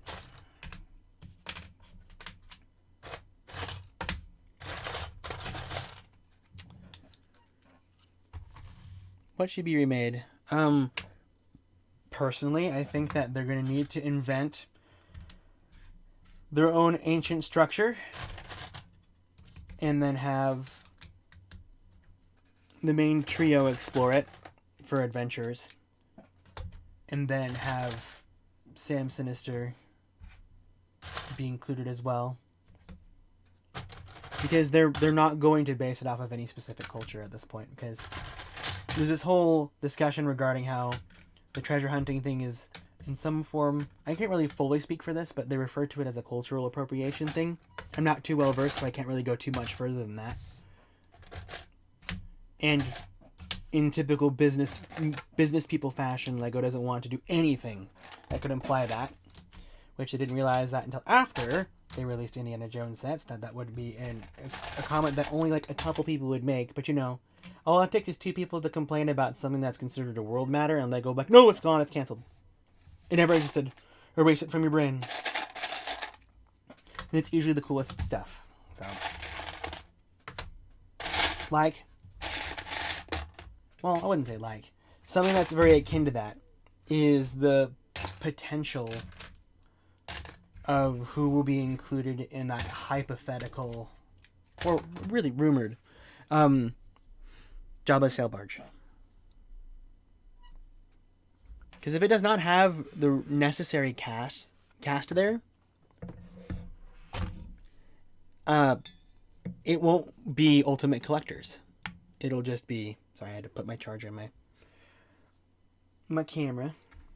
Because it doesn't include all the characters, then it's not Ultimate Collectors then. Lego Pharaoh's Quest is underrated, it's true. I'm excited for the 25th anniversary of Lego Star Wars. The rumors sound awesome. I agree. Also, the R.R. Slugger video on the recent space sets was to a T my issues with City Space. I'm pretty sure I watched that. I don't entirely agree. The argument that's being made can be argued heavily. Because people assume, oh, because of this happened, it has to be this. And it's like, that's not what happened. People assume that that's what happened. This is how it happened. It's because a lot of those people weren't always there. So, 1, 2, 3, 4, 5, 6, 7, 8, 9.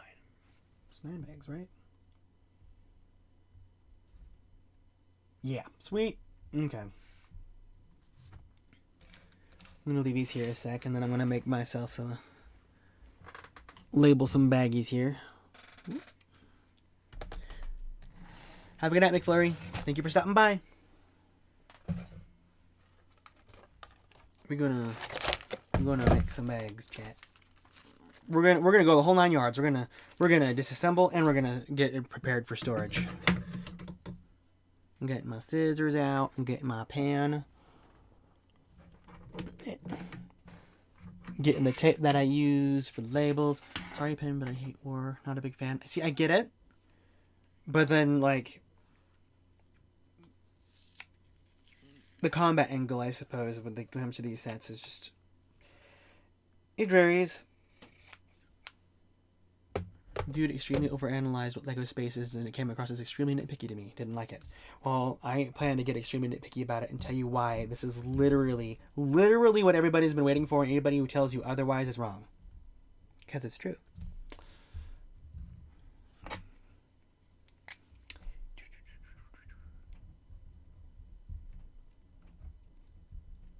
If you weren't here at the start of the stream... So I disassembled this in the order of the instructions backwards. And I literally make bags like this. And then we just put the corresponding thing inside there. And then store it in a plastic tote. Welcome, Forstead. You're late. My theory is the mystery figure in the book is an anniversary figure, just like how Obi-Wan was in a poly bag. They already went straight out of their way to say on the description for the new character encyclopedia, I think it was, for Star Wars later this year. Lego Man. They had said that on the listing that they had there, so I would assume that like it's specifically detailed as an anniversary figure. I'm just curious what it is. So here's the thing with NASA Punk Paleozoic. There, since NASA doesn't have any current projects that are like actively going on right now, and the fact that Lego's very big about inspiring the builders of tomorrow, not today, tomorrow. They deliberately do space NASA Punk type sets, if you want to use that as a term there, to imply a futuristic, idealistic approach to future space travel. But the thing is that at this point, like, this is Lego doing that, so it comes across a lot like their action themes of old. And that's why there's so much appeal specifically for this kind of space. Now, will that mean that they're not going to do space shuttles and launch towers in the future? No, it doesn't mean that at all. It's just... we're in a new era of space science. And so as long as Lego doesn't want to work with SpaceX, and so as long as NASA doesn't have any non-concept projects, you're going to continue getting space stuff like that to try to keep the dream of inspiring the next generation of astronauts alive. I just happen to benefit because I get cool toys out of it. Well, I'm glad that you decided to speak up, Forsted. I'm glad to have you here.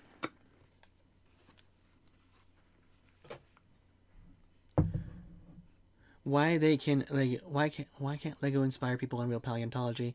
Well, the unfortunate truth is that the real paleontology is the paleontology that very few people have actually heard.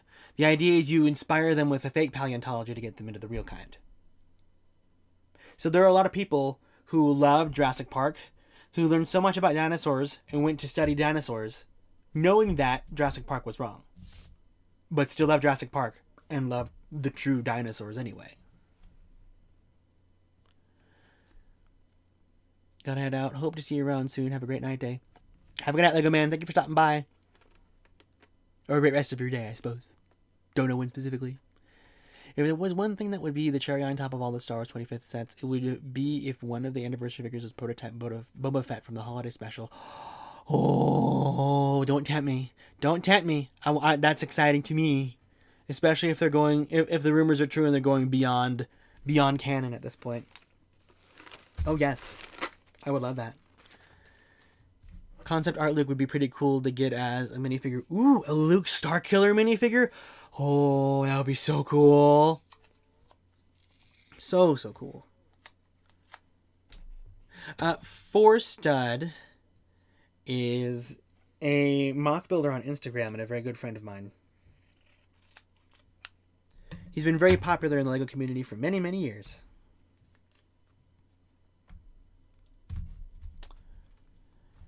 I've had enough and felt it was time to speak out and speak up over an issue. I have had enough and felt it was time to speak out and speak up over an issue, says Forsted. Bring back minifig turnarounds. No.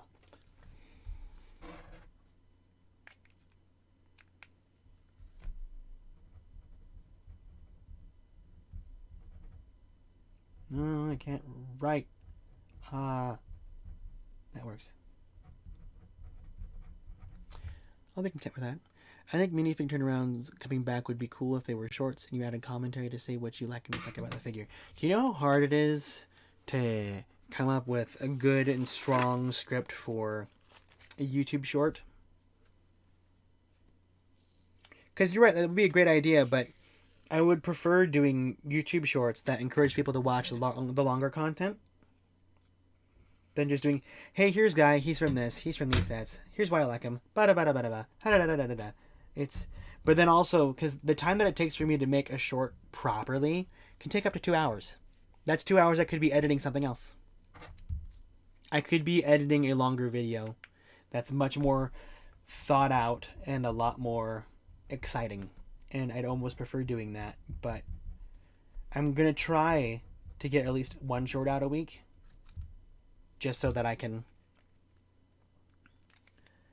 help get my channel out there a little bit more. Welcome, DZ.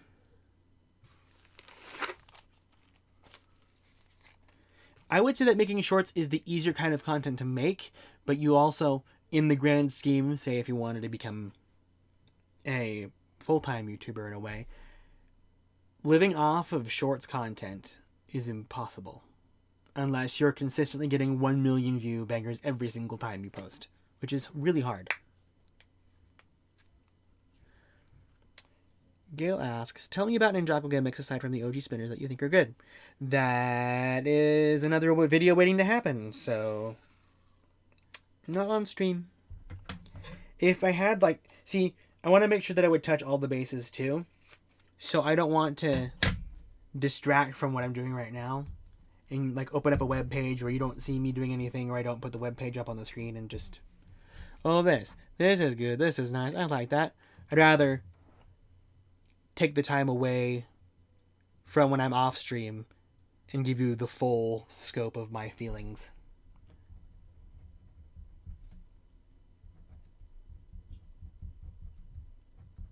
That's what I'd like to do, anyway. Again, I would like to make more content, but I want to, like, if I'm going to do more videos, I'm going to want to have a backlog of content handy before I do that. And that will take time. Lots and lots and lots of time. If I had a pool of scripts that I could pull from that I had already had made, then maybe be a little bit easier. I have no idea if the burst sets were good or not, but they had some of my favorite gimmick figures. They're really, really cool figures. I think the legs were reused from the base sets, which is kind of lame. But, like, the burst figures worked, but they didn't battle. Battling's an important aspect of Ninjago. I would hate for it not to be an option.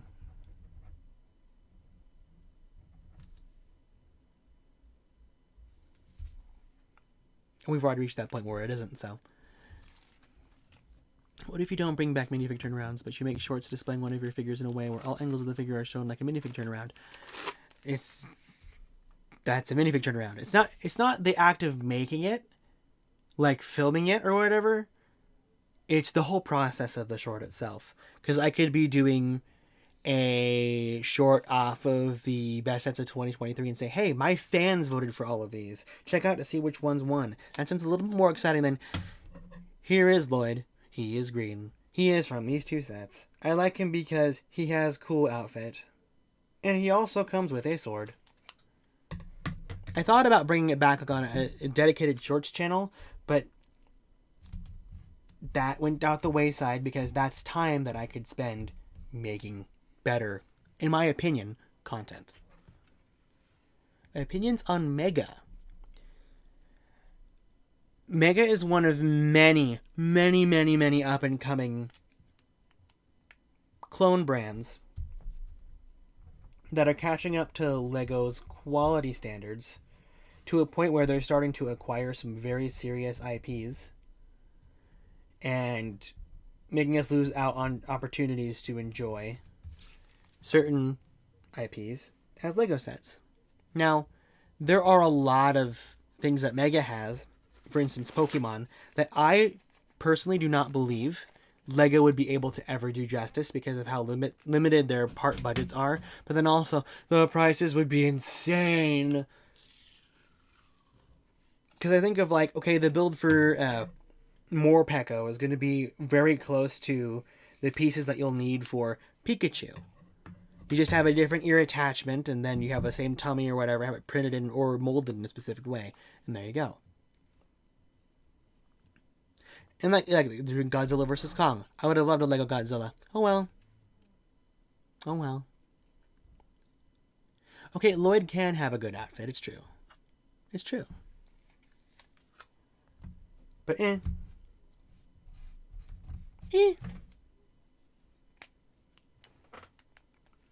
Yeah, one of the most recent ones when it comes to clone brands that I was like, oh wow, but also oh no, about was that brand Fantasy, based out of China. They recently got the license for Kung Fu Panda, which means that not only is DreamWorks shopping around, but someone who has the ability to put in effort into DreamWorks sets has the IP. Which means that if Kung Fu Panda does well, we might lose out on Shrek and How to Train Your Dragon too. Now, Lego does have Gabby's Dollhouse, which is DreamWorks, and they had Trolls as well. So it's not the end of the world. We can't see that from here and now. But like, it's something to be mindful of, kind of like how there are multiple clone brands that have SpongeBob right now, and that's the reason why Lego isn't doing SpongeBob. Now, we hope and pray that none of them choose to do Last Airbender, Avatar, because I want Lego sets for that. Especially since there's a live action thing coming out, and then also the shows, or there's more animations coming out too. So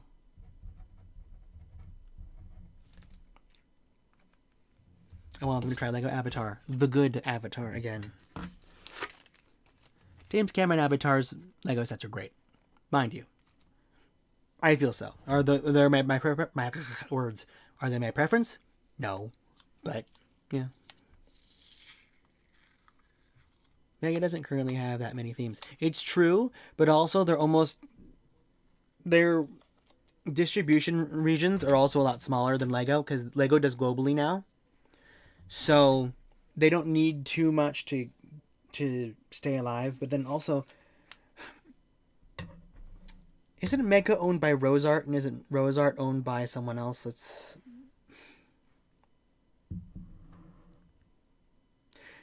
Mattel. Mattel owns Mega, and so that's why, like, their influence is only so far.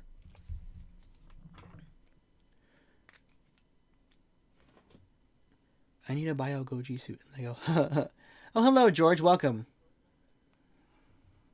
I'm not building anything anymore, or I was actually disassembling the Santa's Visit Winter Village set, and I'm packing it away, and I prep up some plastic bags to store them in before they go inside a tote to be stored. So now that I've finished with the disassembly process, I'm going to be focusing on getting these bagged up, and then once that's done, we'll probably call it good.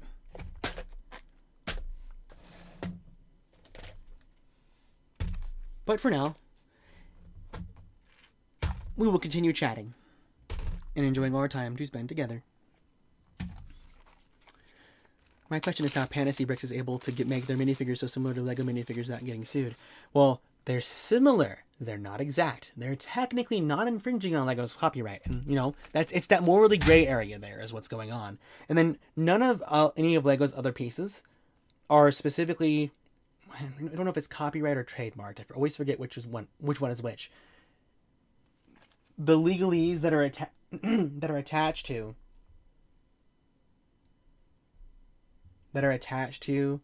the design of the parts is not a legally binding thing in a way where they can or cannot. It is Mattel that owns Mega, because I remember that I found out that, oh wait, if Mattel owns Mega, then Barbie was always going to go to Mega no matter what. And it did.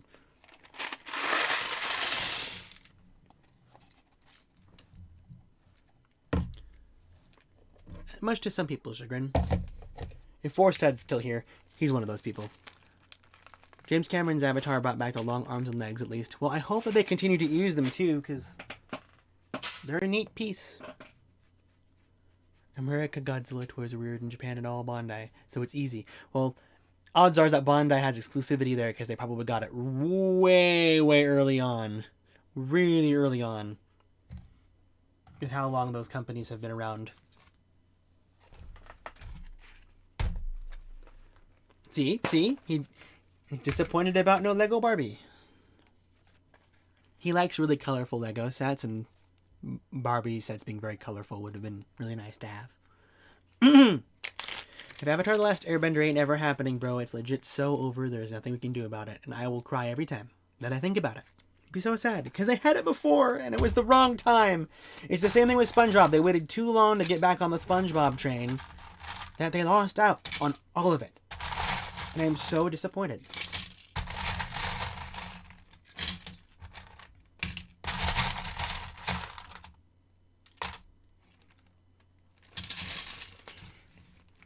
Pink Ice, you shill.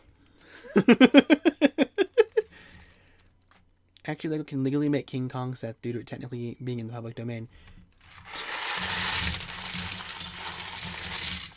Technically? Technically. I don't quite understand how specifically public domain would work in that context, only because why isn't there a constant line of Steamboat Willie sets coming out from Lego, knowing full well that it would have been going public domain this year? Why isn't there a whole line of Winnie the Pooh Lego sets? It's nice. You understand what I mean?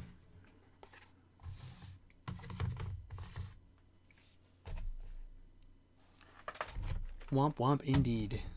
Bandai literally makes everything in Japan except Transformers, because Takara Tomy got on that ship real early, didn't they? Yes, they did. Is it weird to think that Mega could technically make a Steamboat Willie set if they wanted to? Yes, they could. It's weird, but also, like, it's just the way it works. We've reached an age where public domain relevancy can still be consistently at play. It's so interesting.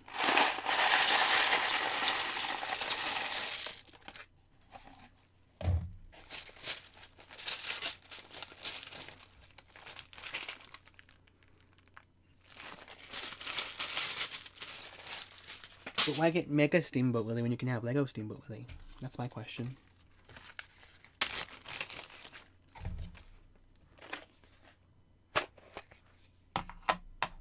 Yeah, I know. That's exactly what I was saying, Paleozoic. Takara Tomy is the name of the full brand name.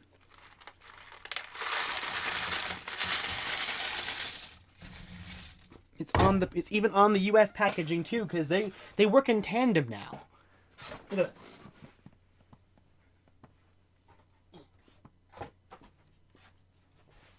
Here. See? Their name goes on the front of the packaging, and Hasbro's down here. They're important, you see?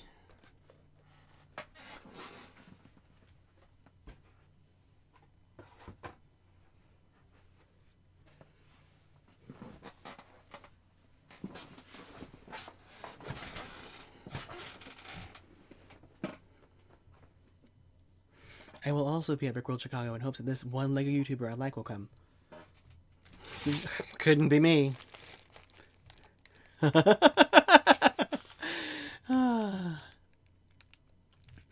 His name has something to do with pencils or something. I don't know. Oh. Pencil builds. Great guy, I understand. In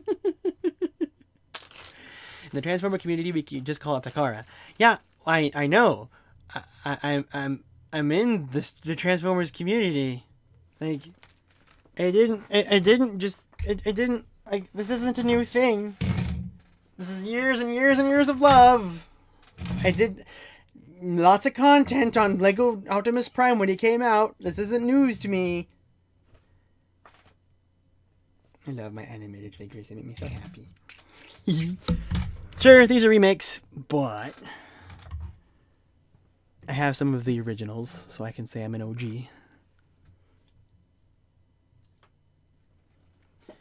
I have the Coruscant Guard gunship set because I think it's awesome looking. Lego did a good job, and its retiring Commander Fox is the only two.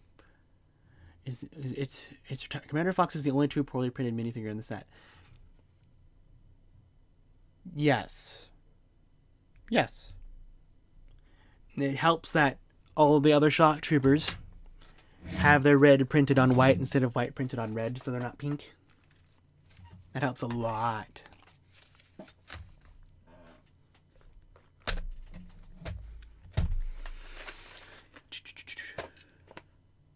Don't you dare flex your animated universe Optimus Prime. Don't make me pull out the whole bucket full of OG animated figures, because I will.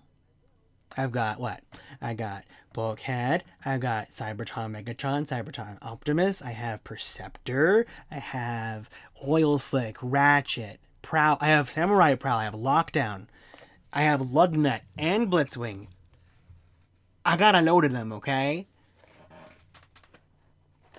Oh, so you say you need that the animated Bumblebee ASAP? This is a $25 figure, y'all. He's itty bitty teeny tiny. In comparison, Optimus here is 35. He's really, really tiny. I can't believe I spent that much on him, but I wanted to make sure I got him because Bumblebees always sell.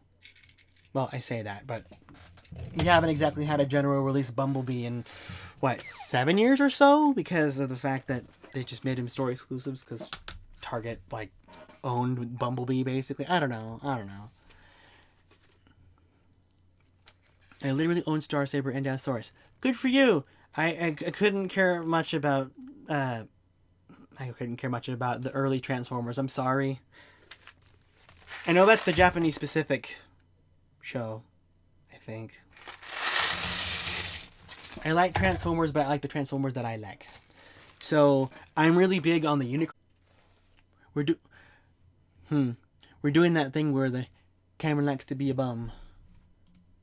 Let me hold up. I'm gonna give myself a second to make sure the footage comes up, because, I mean, really, I'm just talking at this point, but I'm here. I'm trying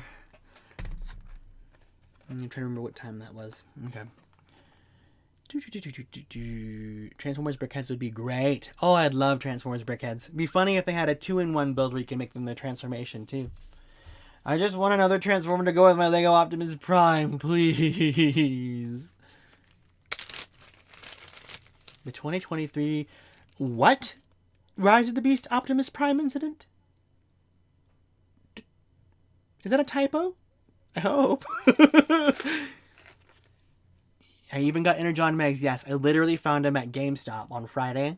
I'm like, oh, well, this is coming home with me. I didn't pre-order him. I wish Windblade was there too. I didn't pre-order her, and I'm kicking myself for it because she's really cool. So, my favorite Transformers thing, Pink Eyes, is Transformers Animated.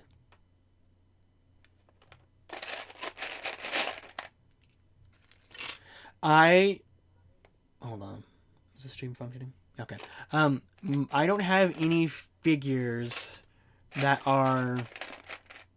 have any issues with the golden pieces and such. Like, I think the only one that I can think of is Animated Prowl has, like, I didn't think those are painted though. No, I never suffered from that issue because I don't have pretty much any figures that have any of the golden plastic.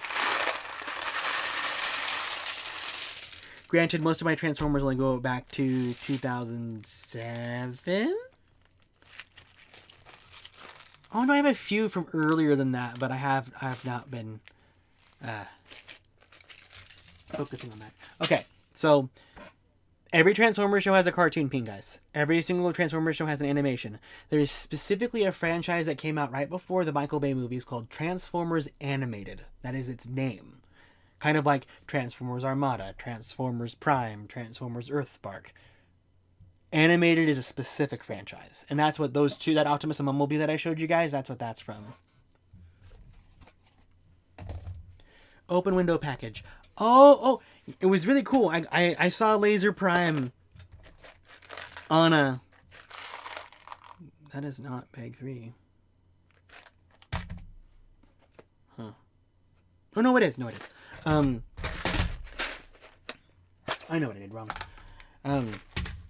I saw Laser Prime with the brand new leader class packaging with the open window.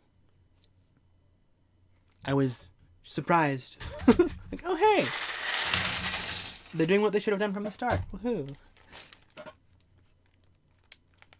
As for the helmet holes in the face 2 color minifigures, I really don't mind them because of them being able to attach macro binoculars and visors, and I think the waist capes matter more.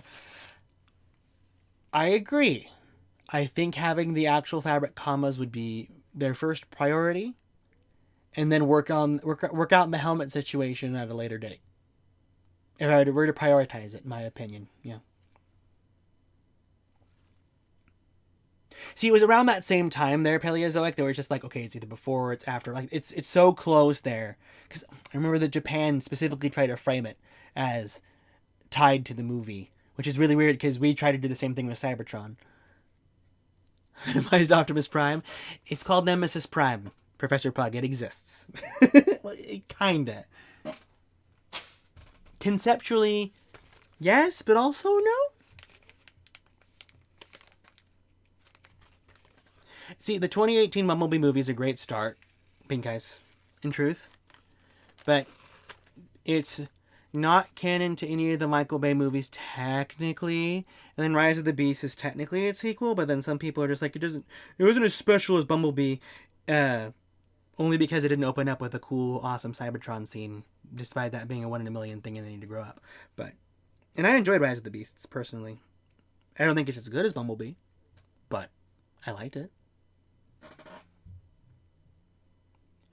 Oh, goodness, Paleozoic, you are knee deep. You are knee deep in the Transformers stuff if you're calling Optimus Convoy, okay? You are in deep. Somebody watches their Transformers in Japanese, don't they? I will stick with the English versions. That's where my heart lies. Especially since I'm being treated so well. Currently. That'll change. It always does. Great year for Transformers last year for me. Been wanting remakes of Armada, Megatron, and Optimus for literally 20 years. And I got them. And they're great. Welcome, Julius. What's up?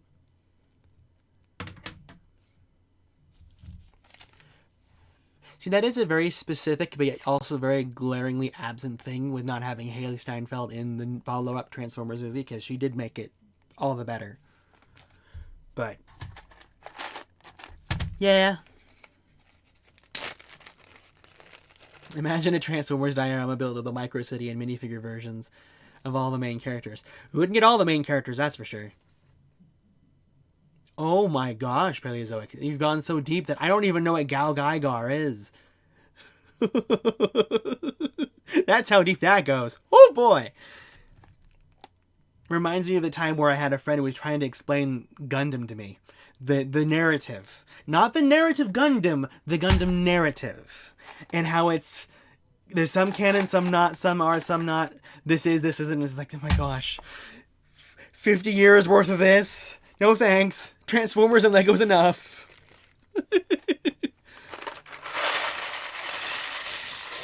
Do I have a couple high grades? I do, but only like a couple really, really iconic ones, and that's it. Model kits. I don't want to spend money on the fancier model kits because they cost more, and money could have gone to Lego. But then I feel like I kind of need to because the high grades don't do anything for me. Raise your hand if you understood anything of what I just said. If you watch Jang's streams, then maybe you know a little bit. There's multiple series. I've only watched a super cut of the original series, and it was good. I wouldn't call it amazing, but it was good. So, it's a classic anime. It's not going to blow your mind. You can be nostalgic for it, though, and I totally go for that. Once you build Master Grade, you never go back, so I've been told. But also, I'm the kind of guy who's like, oh, Master Grade, I don't know, getting what? What was the one?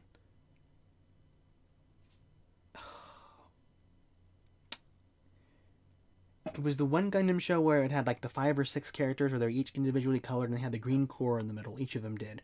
The green mecha had like shield wing thingies. I think the yellow one was a sniper, and the blue one, it was the main one, of course, had a sword that turned into a shield. I think the Unicorn Gundam's cool.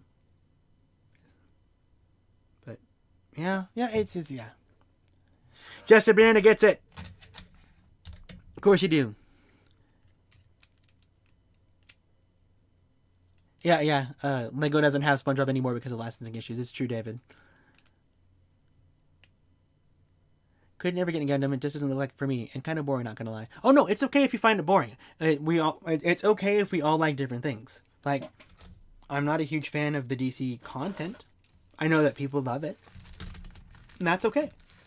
I have friends who love DC. As an example. If you don't get it, that's okay. We'll move on to the next subject if we need to then.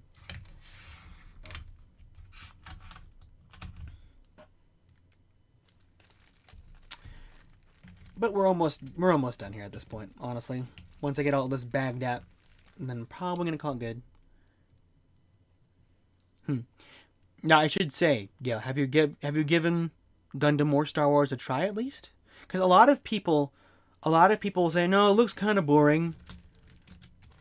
It's part of the issue is that they don't know where to start, but then also because a lot of the places where people say to start is too boring because it's old. It's always worth giving something a shot. Like, for anyone who's new to Star Wars, everybody's going to say, oh, watch A New Hope, the movie from the 70s.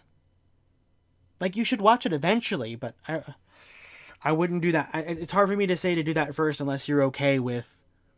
If you're okay with older movies like that and actually have an interest in them. Like, if you've been a Trekkie for the longest time and you're open-minded, you're going to do just fine watching Star Wars. But the safest one to go with, I think, because it isn't too directly tied into the earlier Star Wars media, but on top of that, any sort of like nostalgic references and such aren't so important that the things will go literally overhead. Like, say if a character from the original trilogy shows up in The Mandalorian, you go, oh cool, that's that person. That's neat. I like that. But then you're watching The Mandalorian be awesome. And then maybe you go, oh, I heard about this. What's this part? Oh, what's that part? Maybe you start watching the animations and those hook you in, and then you start watching the prequels and the sequels and the original trilogy. What's important, though, is that you give everything a shot. If you start to get into Star Wars, give everything a shot. Not everything is for everybody, and the online discourse will encourage you to stray away from certain aspects that, in truth, you really should just try on your own and figure it out on your own time. Excuse me. Because people are very protective of their Star Wars opinion. My grandpa was a big Trekkie. I personally have never seen anything Star Trek, but I wish I would have watched some with him. In the context of watching it with someone important, totally. You're so down bad for anything for Transformers 1. Honestly, I'm just more curious to see what it'll look like. I want to see what the animation looks like. I want to see what the voice acting's like, all that kind of stuff.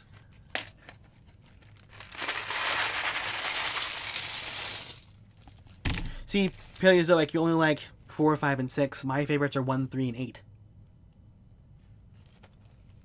Of the movies. I'm bigger on the show stuff, really. Though I do love me my movies. Let's see if anybody connects the dots on what I just admitted. Because I'm not elaborating further.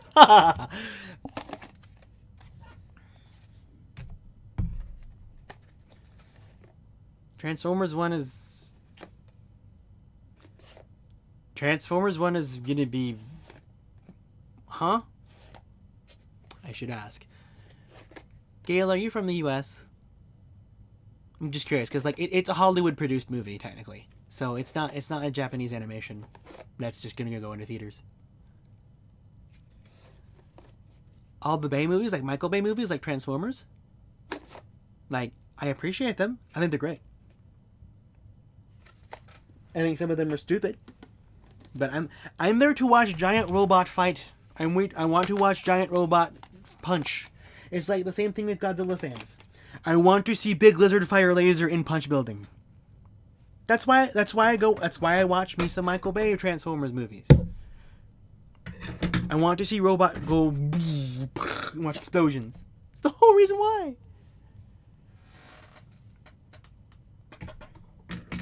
Okay, see, that's why I asked, Gail, because watching it dubbed, I understand. Yeah, that makes sense to me.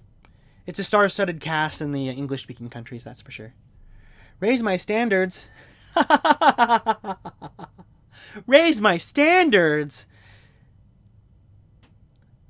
Mr. Forsted, you're an artistic movie watcher. Those are some high, high standards. I can't achieve that level. Not quickly. Maybe one day. No, they're just movies. Okay. Well, see, I'm very franchise first. You know this. See, Forsted has this list that he's given me of all the movies that I, quote unquote, need to watch. So I have a list. Will I get around to them? Eventually. When? Not soon enough for his sake. See, I'm not worried about the voice talent for Transformers 1. I'm more just curious about it. Because I want to see what happens. Because I know that some actors, like Chris Hemsworth's playing Optimus Prime. Like, I think that's weird, but I'm open to it. Because Chris Hemsworth's a great voice actor. I know that. So is Brian Tyree Henry. I'm really excited for him to play as a Megatron. They're not all A24 just a band of, but he's thinking about those movies, that's for sure. Could 2024 be the year we finally get a Nintendo CMF, either based on Mario or Nintendo just in general? No, because why give you that when you could just buy the digital Mario figures and not worry about minifigures ever again? Now, this is me saying it from Lego's perspective, mind you. Once they give you Lego Mario minifigures, they can't go back. So they're keeping Pandora's box closed until they have no choice. Now, Animal Crossing's getting minifigs. Splatoon and Zelda happen they're getting minifigs too. Sure. But I can't see that happening until more Nintendo franchises start to get involved with Lego. Because people are just like, oh, it's going to be Smash Brothers series. Like, no, it's not. It's going to be Star Fox and Pikmin and more Zelda and more Mario. If there already are Mario minifigures, okay? You're not going to get Fire Emblem, you're not going to get Kirby, you're definitely not going to get Pokemon. You technically could get Earthbound. You technically could. But I don't think anybody would want that unless specifically are Smash Brothers folks. And there's a lot of folks that are like that. But like, no. I know, Pam, but I'm just tired of those guys. No, I understand. Because see, I feel that for the Star Wars discourse. Like, the people who whine about the voice talent stuff. I'm tired about that kind of conversational discourse around Star Wars. It's led by a very specific and very loud group of people. They're a minority, too, which is very, very understandable why they would be loud. But also, like, shush. let me enjoy my thing. Final thing on The Phantom Menace, I think it's the best-looking Star Wars movie. See, I take that page out of that book, too. There's something very aesthetically pleasing about Phantom Menace's appearance and the way that it portrays itself. There's something just so good about it. I love it. Lego Splatoon in all caps with question marks. Are you saying that you don't know what it is, or that you didn't know that was a possibility? Because there's some videos on my channel that you should be watching, Gail. We've talked about this. If 2025 doesn't give us Mario minifigures, then there's no hope. False. Very false. Alright, let's get some last minute things in from y'all.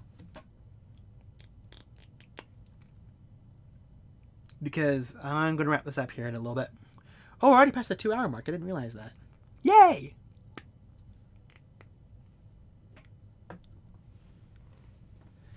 My favorite thing that the Lego Nintendo fans did last year was gaslight themselves into thinking that Lego Mario was going to retire at the end of next year. That was so funny. So funny.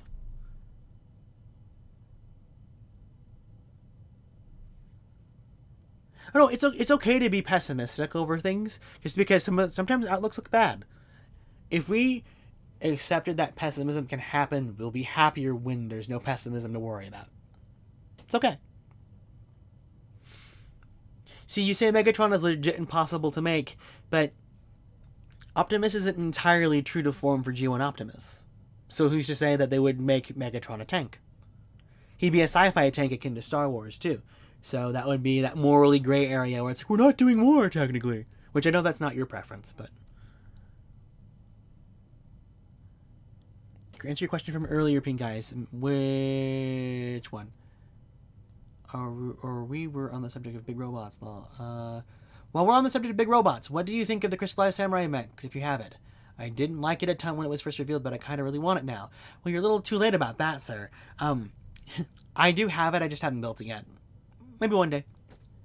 We're getting GTA 6 before Mario minifigures. Yeah, probably. I want one theme from Lego Nintendo. What is the one theme that you want, Paleozoic? What is the one theme you want? Where did Lego Mario movies come from? Oh, they can come from who knows where.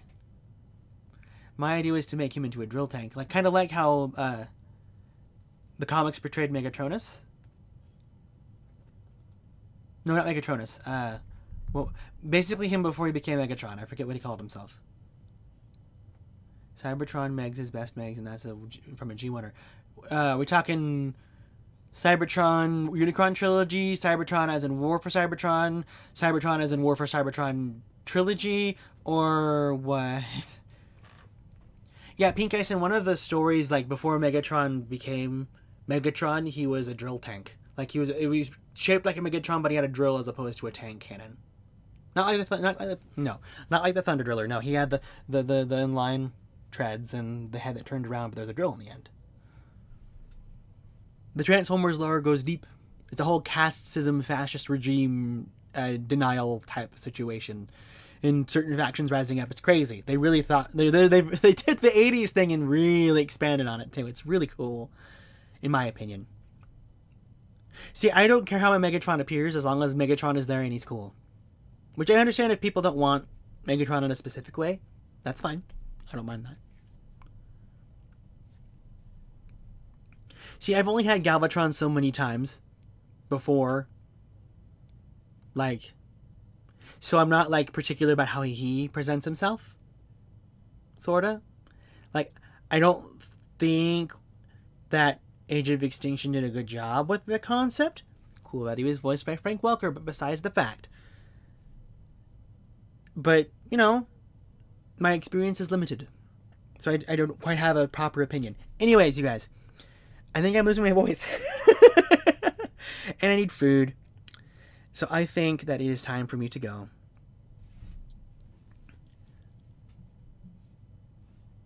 I think it is time. I had fun, though. I'm glad that y'all watched. I'm glad that we all enjoyed this. Hopefully. But, yeah. I think we did good. That's record timing for me to disassemble a Lego set, because normally I'm watching a movie or a show and I get so distracted. So good for me.